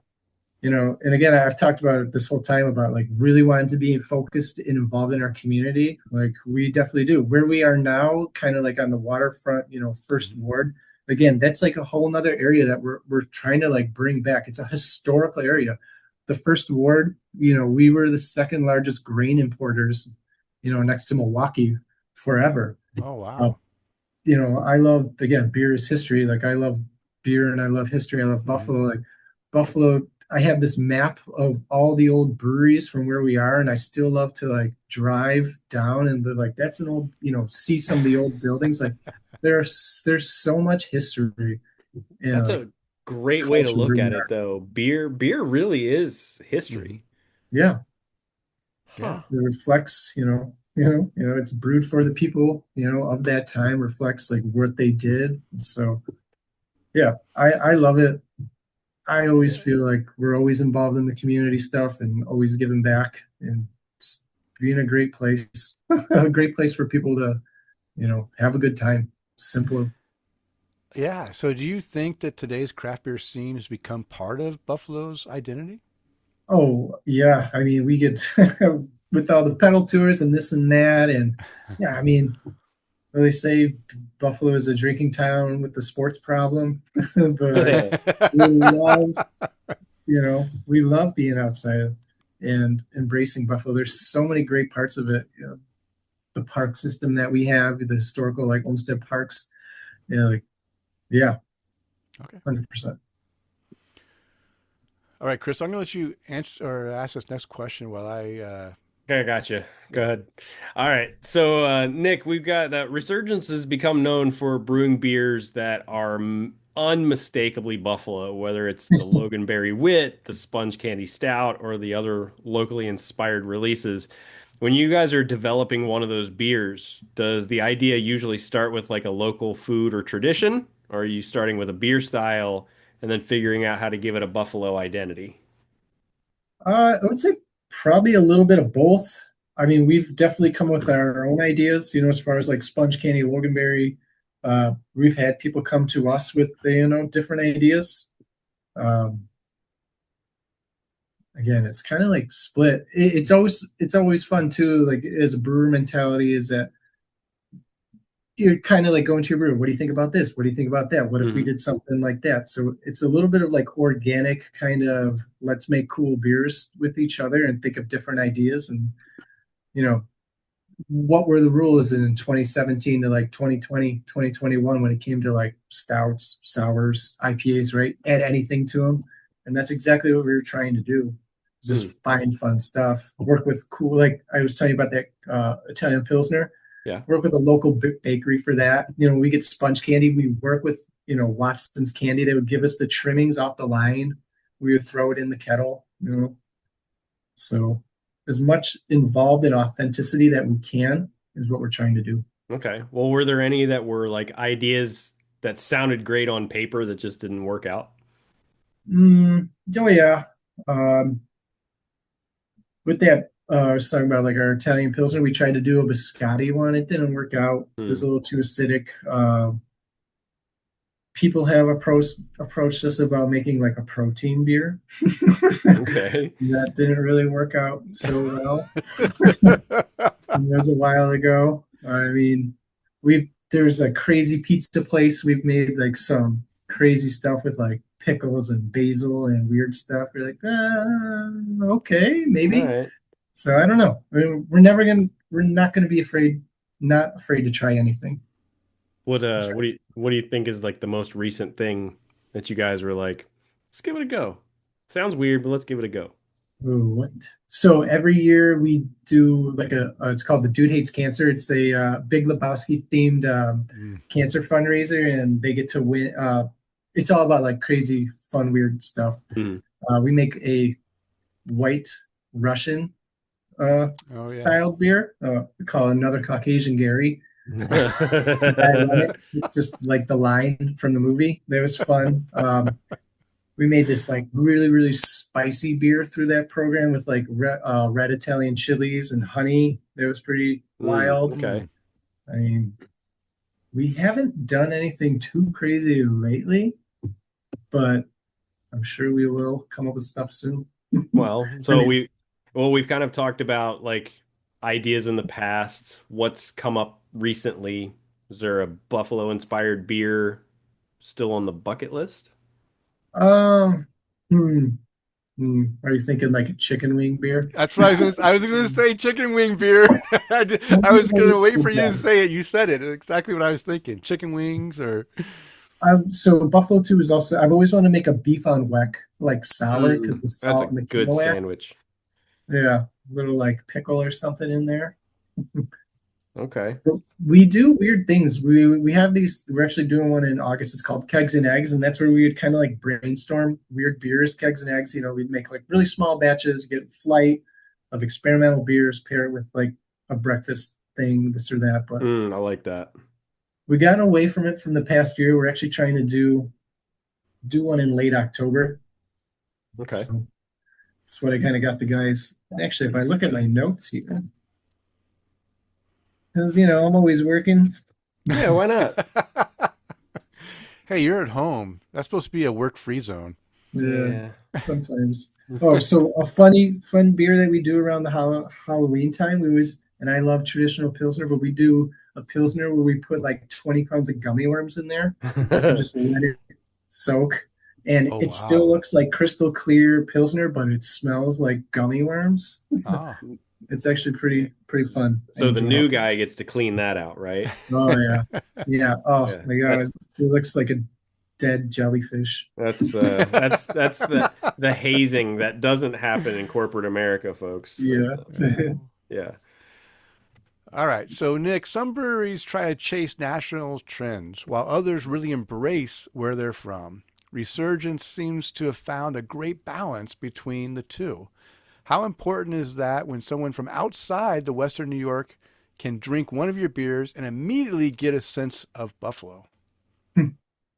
Is that Well, what you guys try to aim for, or are you just trying to just make beers that you guys locally would appreciate?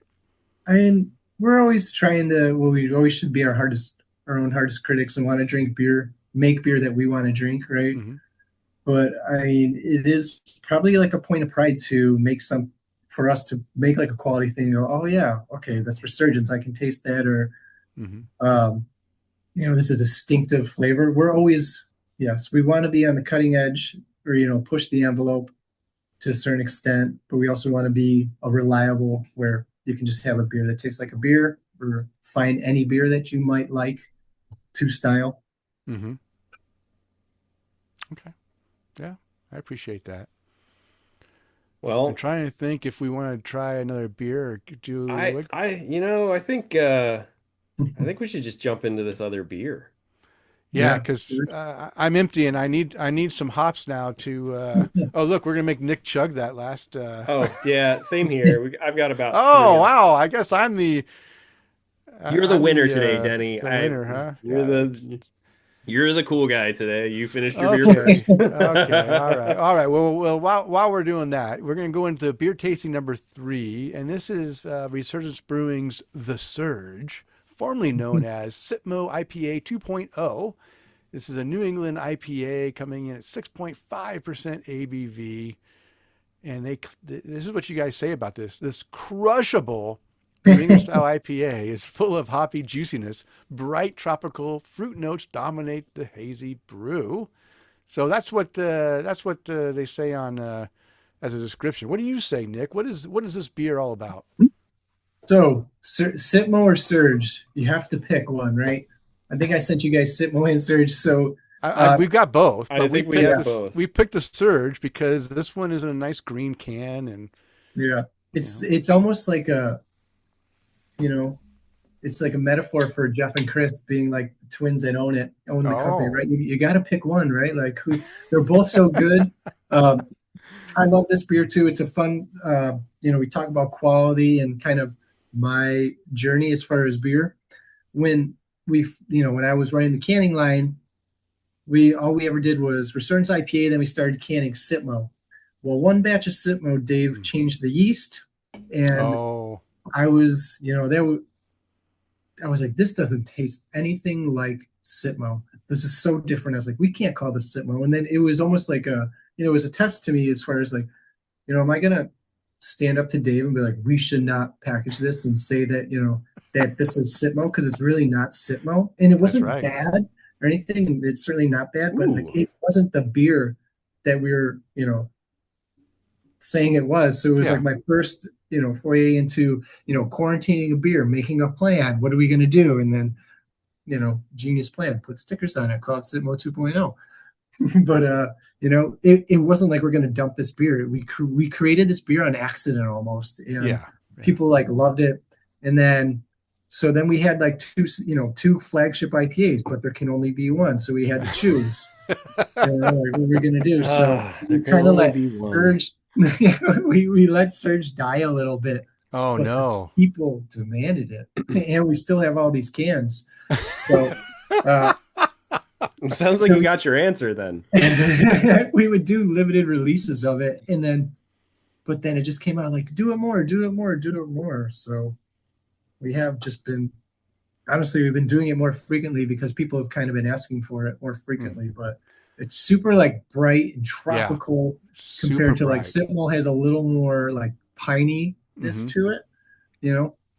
But Well, then I'm Yeah, this I'm has got, excited. I'm excited to try both because yeah, I've only been so smelling this one so far. yeah. So this one definitely smells different than I've had the Sitmo. yeah, I've had this Sitmo 250, by the way, which I gave a perfect rating to as for a New England hazy IPA, which is tough to do Never because happens. that's a tough one. But that beer was incredible. I had that one after I had I can't remember which order, but I had both of them. And then now I have this one, and yeah, you're right. The hops aroma on here is super bright and tropical citrus aromas. Mhm. Almost at first, I almost get like some berry notes in there, but I think it's just some of that tropical fruit playing Yeah. some. And this is like a mixed berry mango. Yeah, like a mix. Yeah, Yeah. like a mixed berry, some mangoes. It's so unique that it's really incredible aroma. Yeah. Yeah, it's a lot of fun. It's funny that you say that Sitmo 250 because our sales staff too were like, this is like the best batch we had. I'm like, you know why? Because it's generation one yeast. Like, again, the yeast was so healthy in that beer that like it's gonna make a quality product, you know. So And maybe that's it. Maybe the first gin does make a difference because I noticed a difference between the two. mhm. No, I mean, again, it was only like a half of a rating different, right? One was 4.5, one was 5, but it was that little extra oomph that just pushed that one over the top that made it just like so enjoyable. Yeah. Um, I don't know. Based on the aroma on this one might be Well, right up there and too. I'm just looking at the beer itself, like it's a hazy, but it's not so hazy as Mhm. like it's hazy, but it's not. I mean, I got extra light bouncing off of it, so It's it's a little different. It's no, but hazy, but it's not as dense as most. Mhm. Just uh, looking at it, and the head on it is just such a nice, like yeah, the head slightly is off white, pillowy. super creamy and Yeah. fluffy. Um, Mhm. Yeah. Great head but on just to here. kind of like side note, I love and you know, Denny won out all of the beer lottery. I did. Yeah. I did Because win the lottery. I felt pretty because lucky. and I've got you, Nick. UPS can suck it. Uh and I love it now because now I had no clue what beers we were going to pick for tonight. Now I get to go in and drink them like this week. I get Yeah. to try all these beers now, which No, because we're gonna drink more on the show. You can't drink them all. no, dang it, Denny. Okay, Chris, that's when you make okay. it down to Fort Myers, you can send Denny a video of you drinking off the tank. Yeah. That'll get him going. Okay. Yeah. Hi, I'm Chris. I'm with Tap the Craft podcast. Nick up in Buffalo told me to come Yeah. down here. He said I could take a swig right off the tap. That's Yeah. cool. Okay, here's my phone. Okay. Yeah. Yeah. Don't give me ideas. Like I'll go in and just be respectful. You're telling me to go in and cause let's have some chaos happen. Okay. Let's try this beer, Yeah, Denny. let's try this beer because man, the head retention is incredible too. Look at that, And I still keep got a full swirling it, just finger. keep getting Yeah. some smells off of it. Mhm. Yeah. Just balance,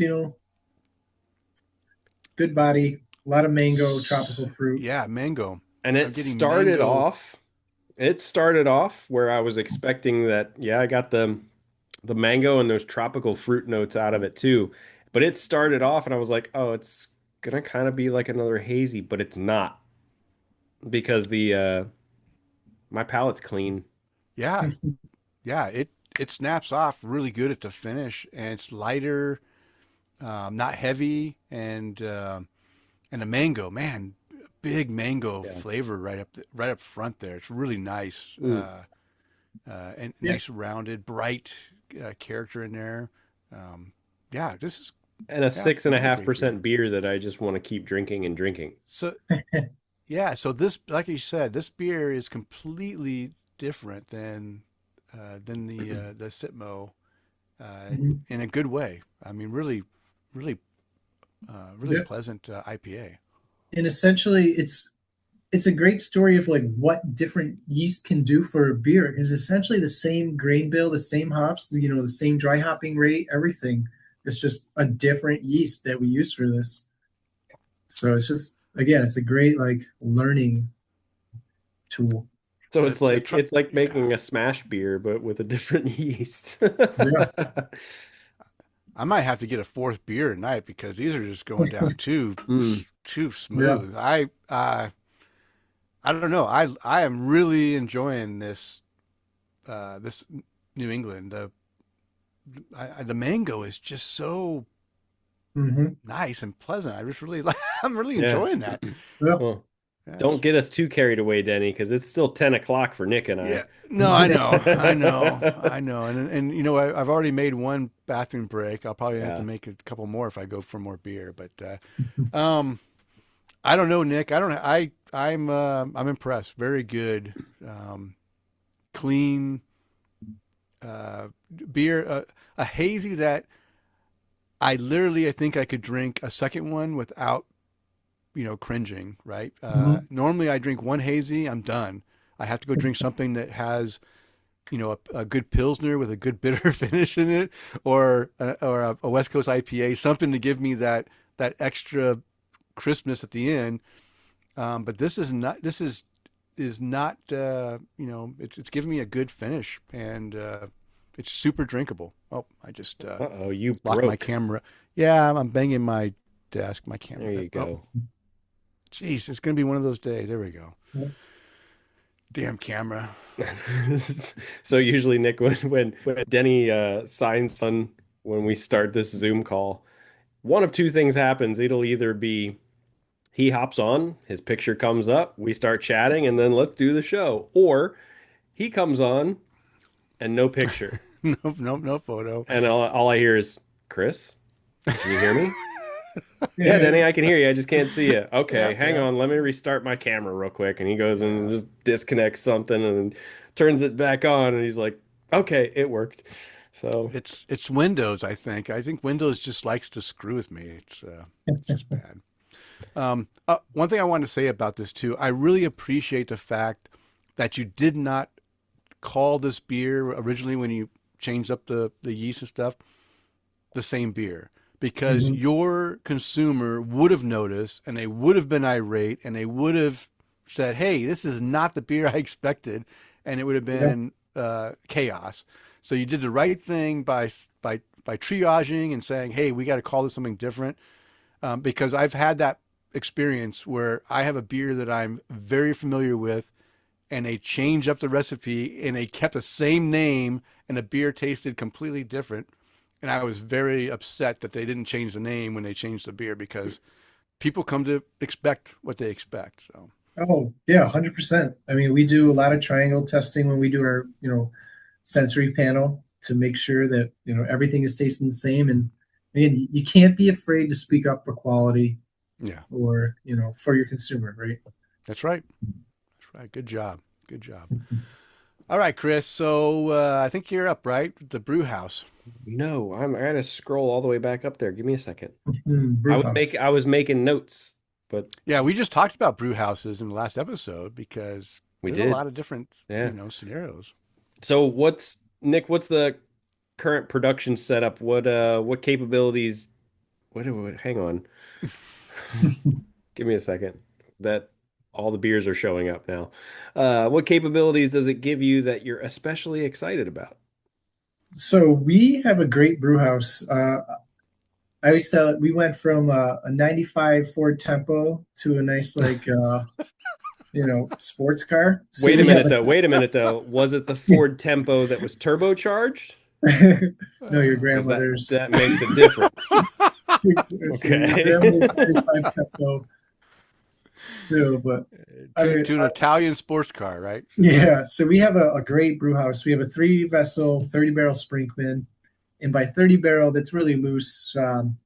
We make batches that are anywhere from like 10 barrels Mm. to 42. Our kettle max out is at 42 barrels. So depending, Oh again, it's wow. all about math. depending on your grain weight, as It's far all as your about grist weight, math. you can make as high as you want. What I love about our brew house too is we have external calandria, and that allows us to do our decoctions, which we really took us a while. We didn't really do that our first 3 years, 4 years. We just kind of started that in 2023, 2024. So having those capabilities to basically essentially, do the decoction is amazing. And it's nice. I said valve monkeys, guys that have to, turn this valve, turn that, all day they're doing this. No, we just touch buttons. Nice. Yeah, well, careful you don't callus your fingertips. Yeah. Oh, Yeah. What the No, hell I is mean, that screen gets dirty. It okay? doesn't work. Yeah, what you could ET it, but what the hell is external calandria? So an external calandria is where, when you have a kettle, right, you can have steam jacketed, which are going to create create the heat to boil it. You can have an internal calandria, which is going to come out, in the middle of your kettle. It looks like a water fountain. Essentially, our external Okay. calandria is our kettle, and then there's a pump, and the calandria are steam, tiny steam pipes where the liquid passes through and it superheats it. So because we do that, we basically run our pump like super fast, like 200 gallons per minute that we're recirculating Wow. this, and it gets our beer, the temperature in the calandria up to 225 degrees, which is, obviously above boiling. And that gives us a little more like caramelization to our beers, gives a little like, a little more rounded body, right? You get that Maillard reaction, however you pronounce it. It's Maillard. Chris is good at it. He's Maillard. really good at naming that. I can't say it, but well, the culinary degree helps in some form or fashion, I swear. Well, I mean that's my SAT word for the day is calandria. No, Maillard's fine. I've been doing that one for years, but it took me a while to spell that one. But yeah, I think you guys had a recent episode on throughput, right? Like we can we can crank beers where a brew day on our old system was, standard 8-hour day. Now we can take, we can double brew in under 10 hours. We can triple brew in 12 hours. So it allows us to really stack beers. Wow. It's funny because that was our last episode, right, Denny, at Brew Houses? Yeah, and we were talking about that. Like the way you'll have it set up is it'll be, hey, you can start a beer here, send it over here, and you just validated what we were talking about. Like we know what we're talking about, even though I've never brewed beer commercially in my life. It's also interesting that you said that the higher temps will bring out more caramelization. So far, in all the beers I've had from you, I didn't sense that there was a heavy caramelization effect because they're all seem to be like the bodies seem to be pretty, lighter or maybe medium, but just definitely not a big caramel. So it's interesting that has an effect, but you must do stuff to help reduce that flavor profile from being prominent in the beers as well. Yeah, 100%. So we're also a high efficiency brew house. So our extract is usually like 95 to 100%. And so what does that mean? We're high gravity. So like with New England's, right, it's all about the temperature at which you put the hops. So for example, Surge at 6.5%. Well, that's about 15 Plato. It'll actually be about like 17 Plato in the kettle. Then we add cold water to it, which kind of brings the color down, drops the temperature, and then we put it on top of the hops. Okay. So we do a lot of that. I mean, it's a big brewery thing, right? Like being high gravity allows you to adjust, so you're always at the correct gravity you want to be going into the fermenter. And it's all controlled, automated? Yeah, for the most part. It's pretty automated, nice touch screen, like I said. How do you program? I mean, you basically program numbers that reach this temperature, hold at this amount of time, add this amount of, or do it for this amount of time, then add this amount of cold water that you've. I mean, how do you program? I mean, how complicated is it to program this thing? Oh, and how long does it take you to? But I mean, for us, it's real simple. Like when we have our touch screen, it's so simple. It's gallons per minute. Enter your gallons per minute, and enter your temperature, and enter your amount type thing. Mm-hmm. So we have great control as far as that goes. And, the pneumatic valves always, make sure everything goes great as Yeah. far as that is.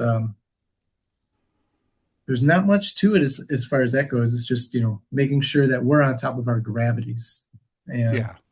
hitting. So So we do our own lab stuff. yeah, so that means you have to manually take those measurements, right? Yeah. At different times, okay, let me check the gravity. Oops, Yep. I mean, if you're off, that can be a problem as Yep. well, I guess. If you're too low, you definitely don't want to be too low, but if you're too high, you can adjust for that. But Yeah, it's the nice with like double batches, right? You can always adjust for oh, that second batch if your first batch is off. good point. Good point. We call the old assistant brewer when you have to add dextrose to a batch if Yeah. it's only a single batch, right? Yes. So we've done Do that. we've done that in brewing some home brews that my milling technique wasn't I insisted on hand milling. Guess what? My arm is not calibrated to do the right grain, and sure enough, we were a bit low, so we had to add some extra sugar in there. Yeah. I don't homebrew myself. I go and help people ruin their beer, but not really ruin them. But I help other people brew, but I don't. I know better than brew my own because I'm a beer snob, and I'm also very frugal, and I know that if I make a bad beer, I'm going to end up drinking the bad He's gonna drink it anyway.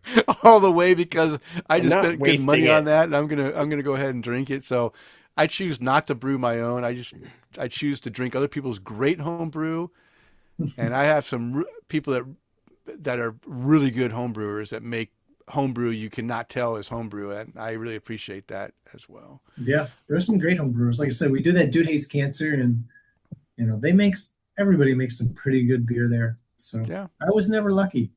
Probably I didn't have the budget back then. That's right. Right? That's They right. have like the proper equipment.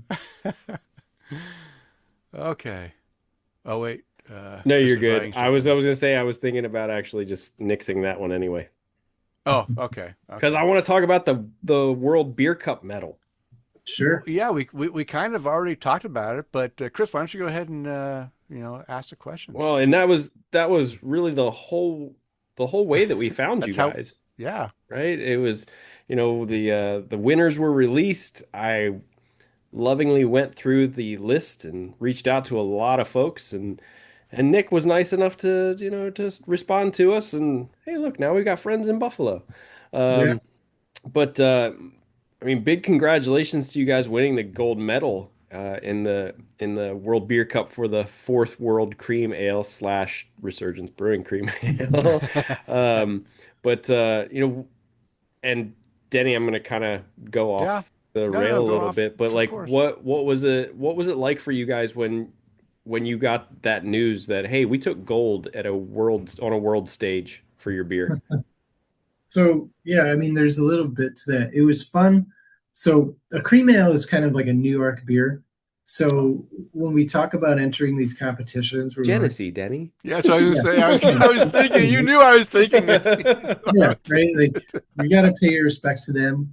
Everybody grew up in this area drinking Jenny Cream Ale or Jenny Red Eyes, Yeah. right? So it was almost like it was our tribute, like to that style. And we talked about it, like we need to, we need to keep working on our cream ale, and we need to enter it. A funny story, so that the same batch that won the World Cup, it kind of goes to show about like letting a beer age like a cream ale.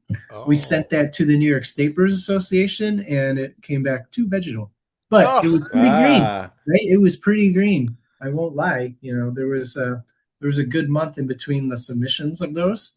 Oh wow! So it It helped. kind of goes to show, right? Yeah. Yeah. But I mean, we just want to do it for New York. Represent what we do as far as that goes. It's every beer is a challenge. We try to win as many awards as we can. Mm-hmm. But it was, I mean, if I would have known that we were actually going to win, I told everybody, yeah, I would have went to CBC. I would have loved to be on stage, right? Yeah.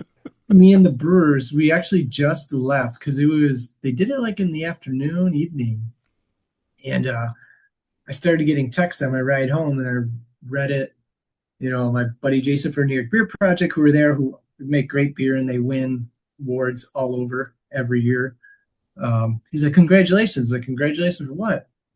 And then I get like another, like, you just won the thing. And then I call my brewers, like, we just won Cream Ale. This is crazy. Like, everybody's driving home. Like, we didn't really even get to like celebrate other than like we got to call each other. So it was pretty cool. And then, I mean, obviously we celebrated, you know, the day after, but That's when you get it's to go and have beer for you breakfast. always want to win, but you never really expect to win, Yeah. especially with those things. So it was really Yeah. cool. Yeah. Do you know how many? I didn't check to see how many cream ales were entered in that category. Do you know how many were entered? I'd have to check. So my buddy, the brewer Josh, he's also pretty artistic. So every like medal we have, he makes like a cardboard cutout. And he puts like two of, how many entries. So now I gotta look because he definitely Okay. he's got those details. Oh, wow. Okay. Yeah. So now that you've won the gold, is this recipe locked in and never going to change, or are you still improving it? I mean, you always got to improve it.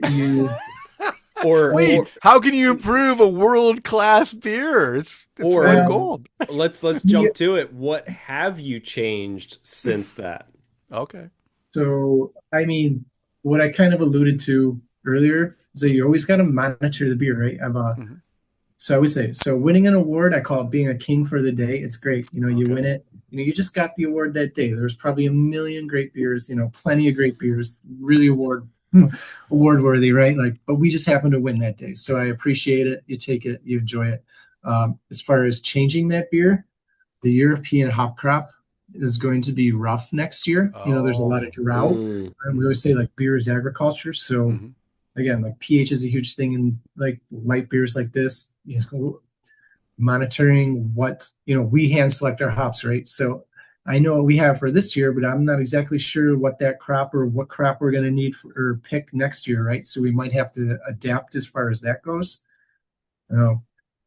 Besides the hops, grain is your efficiency as far as your extract and your grain can always change. So you really have to be on top. You just can't like sleep like, no, this is going to work every time. You have to stay on top of it to make sure it works every time. If that makes But sense. good on you for realizing that. Yeah. And hey, you get to be king for the day. Yeah. Yeah. Nobody enjoy ever- it while you can. Yeah, And then nobody- win it nobody- the next 2 years. Well, I can't Yeah, say no right. one, but I don't think anyone ever thinks about it that way. Whether it's an award for brewing beer, hey, you did it. You did it the exact right way for today. Yeah. Here's another question: what other beers did you enter into the World Beer Cup? So we did our premium Pilsner, our flagship Sitmo, Mhm. and then we do our Dark Check, which is one of my favorite beers that I Oh, wish I love could have sent I you love a guys. good dark check. Yeah. And Dark Check every year makes it to the medal round. Always a bridesmaid, never a bride. I'm like, that's the Oh. one we just want to win so bad. So it's been maybe someday. close. Yeah. Okay. So every year it again, goes. do you? Now I haven't heard much feedback on World Beer Cup. Do you get good notes back on the beers that you submitted, and Yeah. are you able to use those to kind of judge what they said based what your experience, and then make changes accordingly? Yeah, for sure. Like it can always validate like Mhm. your opinions, and then you also be like, okay, maybe I need to revisit that, or somebody else, or then you start going through like your sensory panel notes, be like, oh, did somebody ever else pick that out? Yeah. So that more than anything, you get those results back, and then it goes out to the team, and then again, it just starts a conversation about the beer, about how can we make it better. Right? Mm. So that's the best part about it, just opening up that conversation. Yeah. Yeah. If you can win that dark check lager, that's one of my favorite styles. Every time I see that style, I order it. And if it's on Yep. side pull, I'll side pull it too, because I want to have the full body experience. But Now, funny enough, I almost did the same thing yesterday, Denny. I was at Tampa Bay Brewing Company. They had a Schwartz beer oh yeah, I love on tap, Schwartz beer too. and I was Yeah. like, oh, I gotta go with that. But they also had their Oktoberfest. no, the Oktoberfest will be around. You gotta No, go no, for no, the no. Schwartz beer. But I had already had that one. Oh, I had already had that one, and it's starting to be Oktoberfest season here in Florida. It's Okay. mid-August. Yeah. I haven't had my first Oktoberfest yet, although I've seen them What are you on doing with your tap. life? No, because I don't want to make it so early. I like to come on. These I August know. Oktoberfests are killing me. Oh, You guys don't want the cold weather. Well, I don't think you guys do either, Nick, but I want cold weather. Oktoberfest means Bill season. All I right. always like it. Okay. Well, then that's fair. All right, we're gonna go kind of quick. We're Let's we're talk kind of running. let's get in the lightning round, Denny. Yeah, you want to go right to lightning Yeah, round? let's do it. All right, Nick, we've kept you here almost 2 hours. I apologize, but hey, it's been great chatting No with worries. you. But we do have some fast lightning round questions we'd love to ask you right now. So we're going to start off with, and you have to answer these like off the top of your head. Don't put any thought Okay. to them. Just Don't when we think. say It's it, not good for just you. answer. All So, right. what is your favorite hop right now? Belma. What? Belma. Because you Thelma? can't get it anymore. No, Belma with a B. B-E. Yeah. B B as is in in Belma? boy. Yeah. All I've never right. even heard of this hop. Strawberries. Yeah. Well, guess Hard to Denny, get. episode 316, the I, Belma hop. I'm gonna put. Yeah, I gotta do an episode on that now because I just heard a hop I never even heard of. That's Yeah. your favorite hop. Okay. And we'll Okay. dedicate it to Nick. Yeah. Most underrated beer style. Oh, underrated beer sour. I'm gonna throw it to Keller beer. Okay. Color I've beer. got one in my fridge. I need to go drink that one. Okay, beer that surprised you the most while developing it. Oh, I would say shit. Our Ward Rainbow Sour, Oh, which nice. is like a fruit punch sour with Yeah. marshmallows. With sweet. Yeah, that's definitely on the complete opposite end of everything we've talked about tonight. Yeah. Yeah. All right. What's always stocked in your home fridge? Oh, premium Pilsner. They're Oh, Czech really? pills. Czech Pills, nice. If you weren't brewing beer, what career would you have? Maybe a cook. Really? Okay, Yeah. nice. Or a plumber. No, do not say plumber. Oh As they no. say, we're brewers and Yeah, plumbers. Poly or flow. listen, the boy lays the pipe. What are you supposed to do? Right? Nailed it. Yeah. All right. Favorite Buffalo food pairing? Oh, I mean, chicken wings and blue cheese. Okay, okay. All right, and the last question: which Resurgence beer best represents Buffalo? Oh, I would say Bridge Pilsner. Oh, and that smells like I was Buffalo. like, yeah, Oh, look at that Put it in one. that one. The Bridge Pilsner, huh? You told me not to think. I didn't. Yeah, Good. yeah. So I did have the Bridge Pilsner. It does come across a bit more bitter than I like in a Pilsner. I Yeah. like to have bitterness in a Pilsner, but that one comes across really, really bitter. So why does that represent Buffalo? That Pilsner.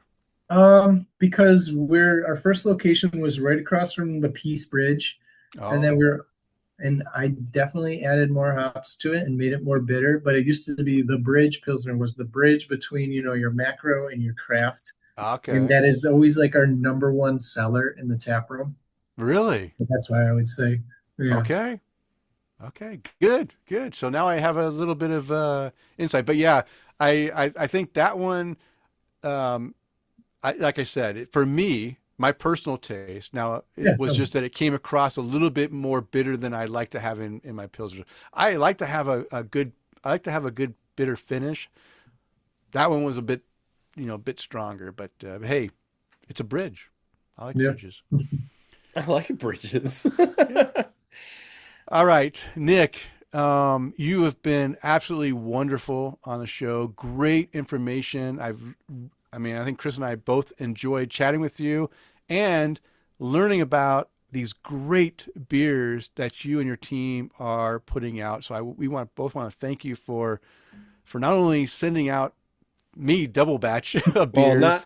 I was gonna say, not just chatting with you today, but hey, we've been exchanging emails for what, That's last true. We've been month chatting or back and two forth. Yeah. at this point. Yeah.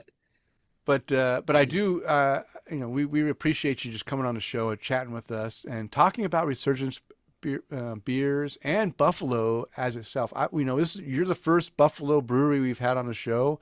We've had other New York breweries on the show.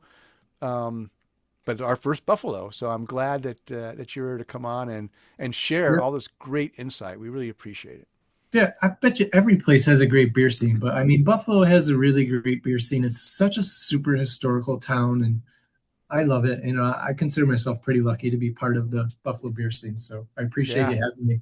Yeah. Yeah. And of course, you're always welcome back on again. So if you have something special going on in the future and you want to talk about it, just, hit us on the interview. You know where the interview button Yeah. is on our website. So, Just hit well, I us was up. gonna say either that, or for those of you, and I'm Denny, this is gonna be like fun information to put out. Oh. We'll see what happens.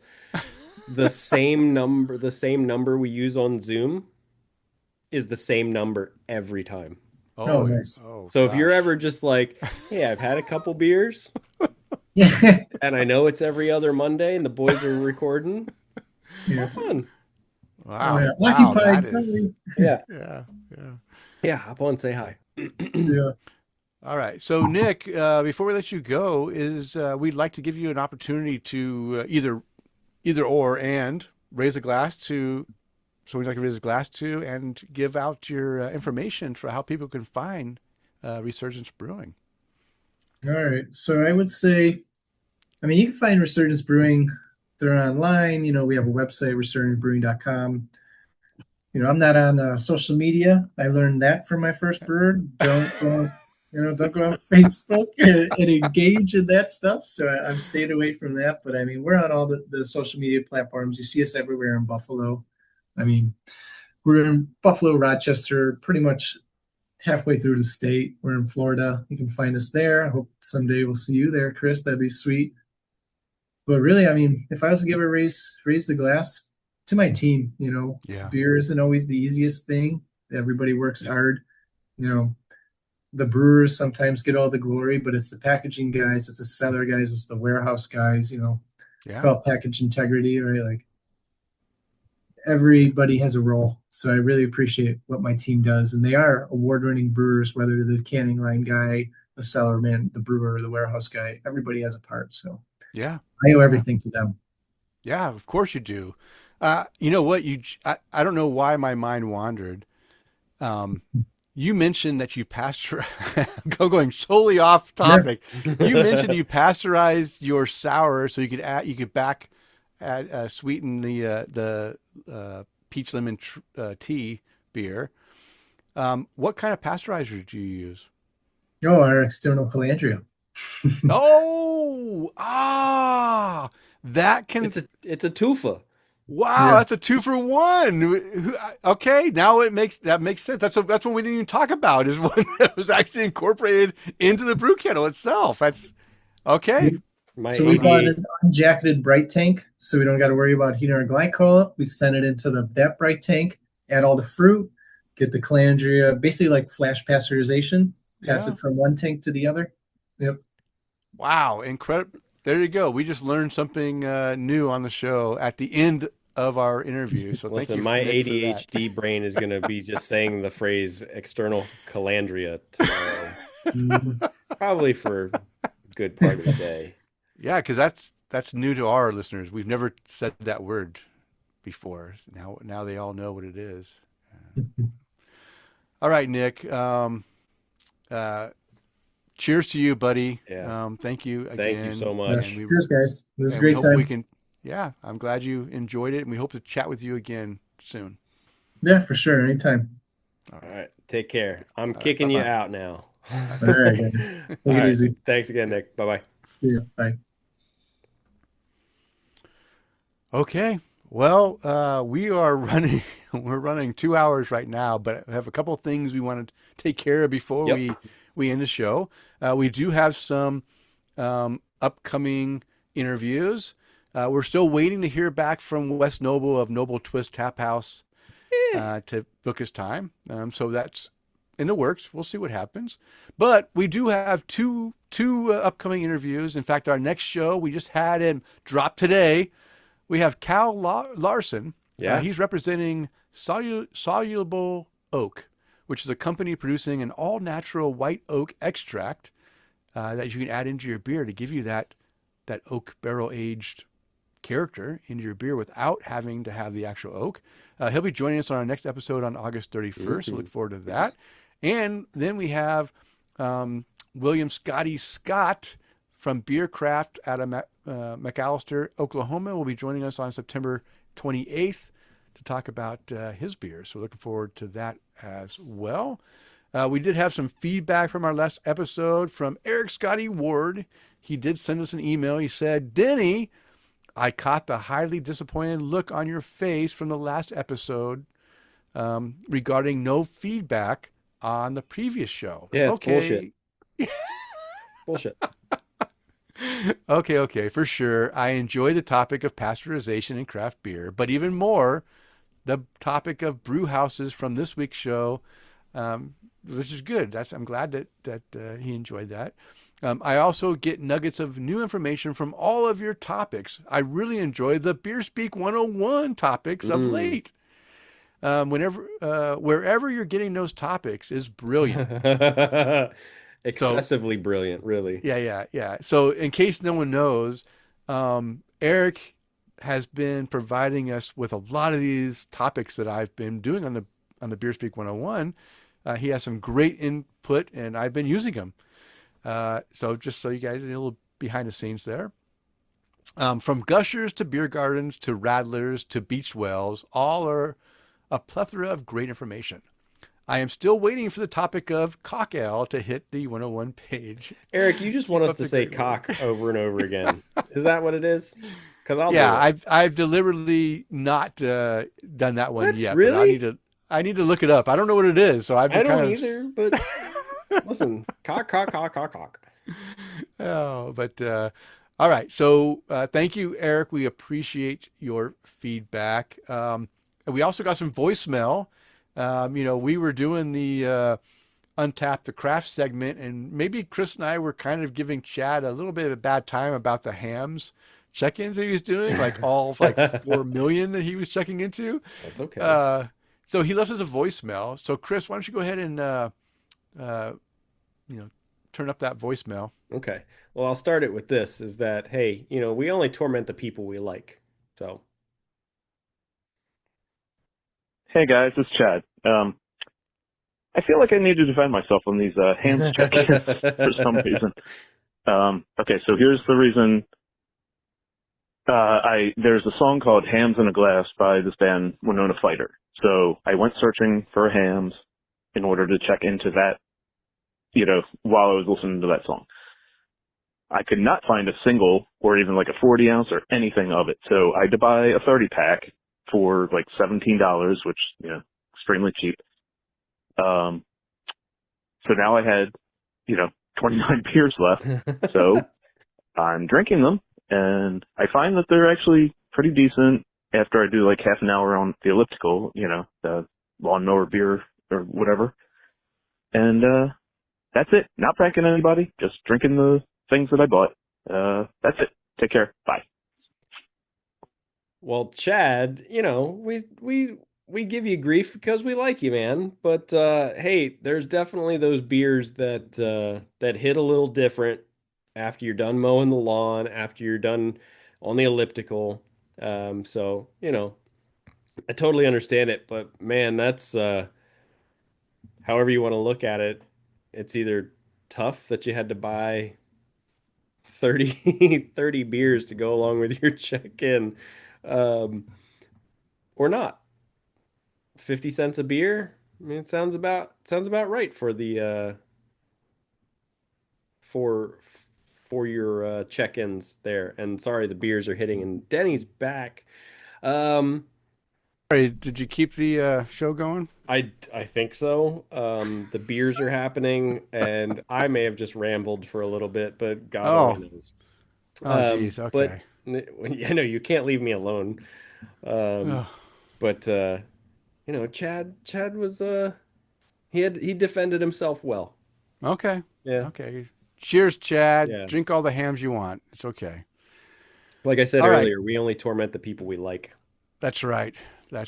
All right. Well, Kris, the show is already 2 hours. Let's go ahead and just end the show. We got a chance to raise a glass. So Is there anyone you'd like to raise a Forgot glass about to that tonight? part. Yeah, I'd love to raise a glass to Nick from Resurgence Brewing. Yeah. Guys, if you've been kind of going along with this whole story with Resurgence, let's start at the beginning, Denny, because we were Hmm. supposed to have him on what, I don't know, 3 or 4 episodes ago, 2 or 3 episodes ago. Three. Yeah, it was 312. Okay, so So what, it's three 6 weeks episodes ago? ago. So Yeah. 6 weeks ago, right? And Nick sent out beer to both of us. So first off, hey, we're always very appreciative when that happens. My beer made it to Jacksonville, which is about 3 hours north of me, and then UPS turned it around and sent it right back to Buffalo. Don't know why, don't know how. Denny, however, got his, which No, was no, mine was canceled at the yours very was canceled. beginning. Yours was Yeah. canceled at the beginning. Okay. So yours was canceled at the beginning. Nick resent Denny's By FedEx. by FedEx. So Denny, you got 2 shipments, Yeah, I got right? beer in time for the show. In time for the show. Yeah. I didn't. And the back and forth with Nick, he and I exchanged profanities about Oh, shipping carriers. Specifically, it rhymes with shoe PS, and they can suck it. But man, the fact that he was just so on it with us, just hey, I we're shipping beer across the country. hmm If I mean, I don't know, 15, 16 hours away if I was to drive to Buffalo right now. Like it's not just a hop, skip, and a jump. They have been just so incredible about making sure we got this beer, rescheduling again, reshipping, um, just to make sure we had beer for this show. And I can't thank them enough for being so persistent, just so we could try a couple beers, and not only Yeah. persistent so we could try 3 beers on the show, but send Denny. I don't know, you had what, two of each, and I seven different types. 7 different beers, 2 of each. I had 14 on the original shipment, and then whatever And then we got sent this time, like 10 beers or and so. we got some stickers, and Yeah, we got yeah, I've got guys. stickers Thank here. Yeah. thank you so much for sending this stuff out, because I'm running over my cooler here, but I mean the beers, they sent us out some stickers. Look at that, matches right there. Yeah. And this is the only time I'm ever gonna say this, but let's go Buffalo. Let's go Buffalo. Right? And I got to give a little shout out to the Blackbird Cider Works, because this was a sticker he sent out to us as well. Yeah, I didn't realize they did cider too. I thought that sticker in the latest batch was part of the box that he shipped it Yeah. in by accident. But now I see you got one, and he Yeah. mentioned that they're doing a lot of ciders as well. Yeah. So cheers to the folks over at Resurgence. Phenomenal beers tonight, and I can't wait to Great try beers. some more of them too. You and I will talk about next episode to make sure I don't drink the ones that you want to try. And then Denny, who would you like to raise a glass to this evening? Yeah, I ditto what you said with Nick and Resurgence Brewing. I think you heard how much Chris and I enjoyed the beers on the show. Beers are fantastic. And it just goes to show that decoction brewing makes a huge difference in the quality of beer that comes out of a brewery, I think, because the beers are just so easy drinking, and I really like them. So Yeah. cheers to you guys. Our Patreon toast tonight goes out to Mr. Johann Halberg. He was our second Patreon supporter when I opened up the Patreon support page way back when. And he's been a supporter for a long time. And it looks like that, for whatever reasons, he's in September, he'll be, dropping back down to a free level, which we do have a free level. You don't really get anything, but hey, you can drop down to free. But I just want to thank Johan for all the years of support, all the way over in Sweden. I really appreciate that. I hope you're doing well, Johan. Skull, my friend. Skull, Appreciate it. yeah. And of course, being a former serviceman, I want to raise my glass. I want to thank all those who have served and currently serving in the U.S. military services protecting our freedoms. Thank you for your service. And I hope all who are deployed are able to return home safely to their families very soon. And you can find the beers and a link to Resurgence Brewing on our show notes located on the show post at taptocraft.com. And Kris, why don't you give out our last call? Well, like Denny said, it is time to bring the show to a close. Foam fresh, friends faithful, and fridges fully stocked. I used a little bit of an extra F in there. We want to thank you for downloading and listening to the show, and we ask you to please tell a friend about our podcast and subscribe on your favorite podcast app. And as a reminder, we release a new show every 2 weeks. Now, go out there and spread the good word of craft beer. Cheers. Cheers.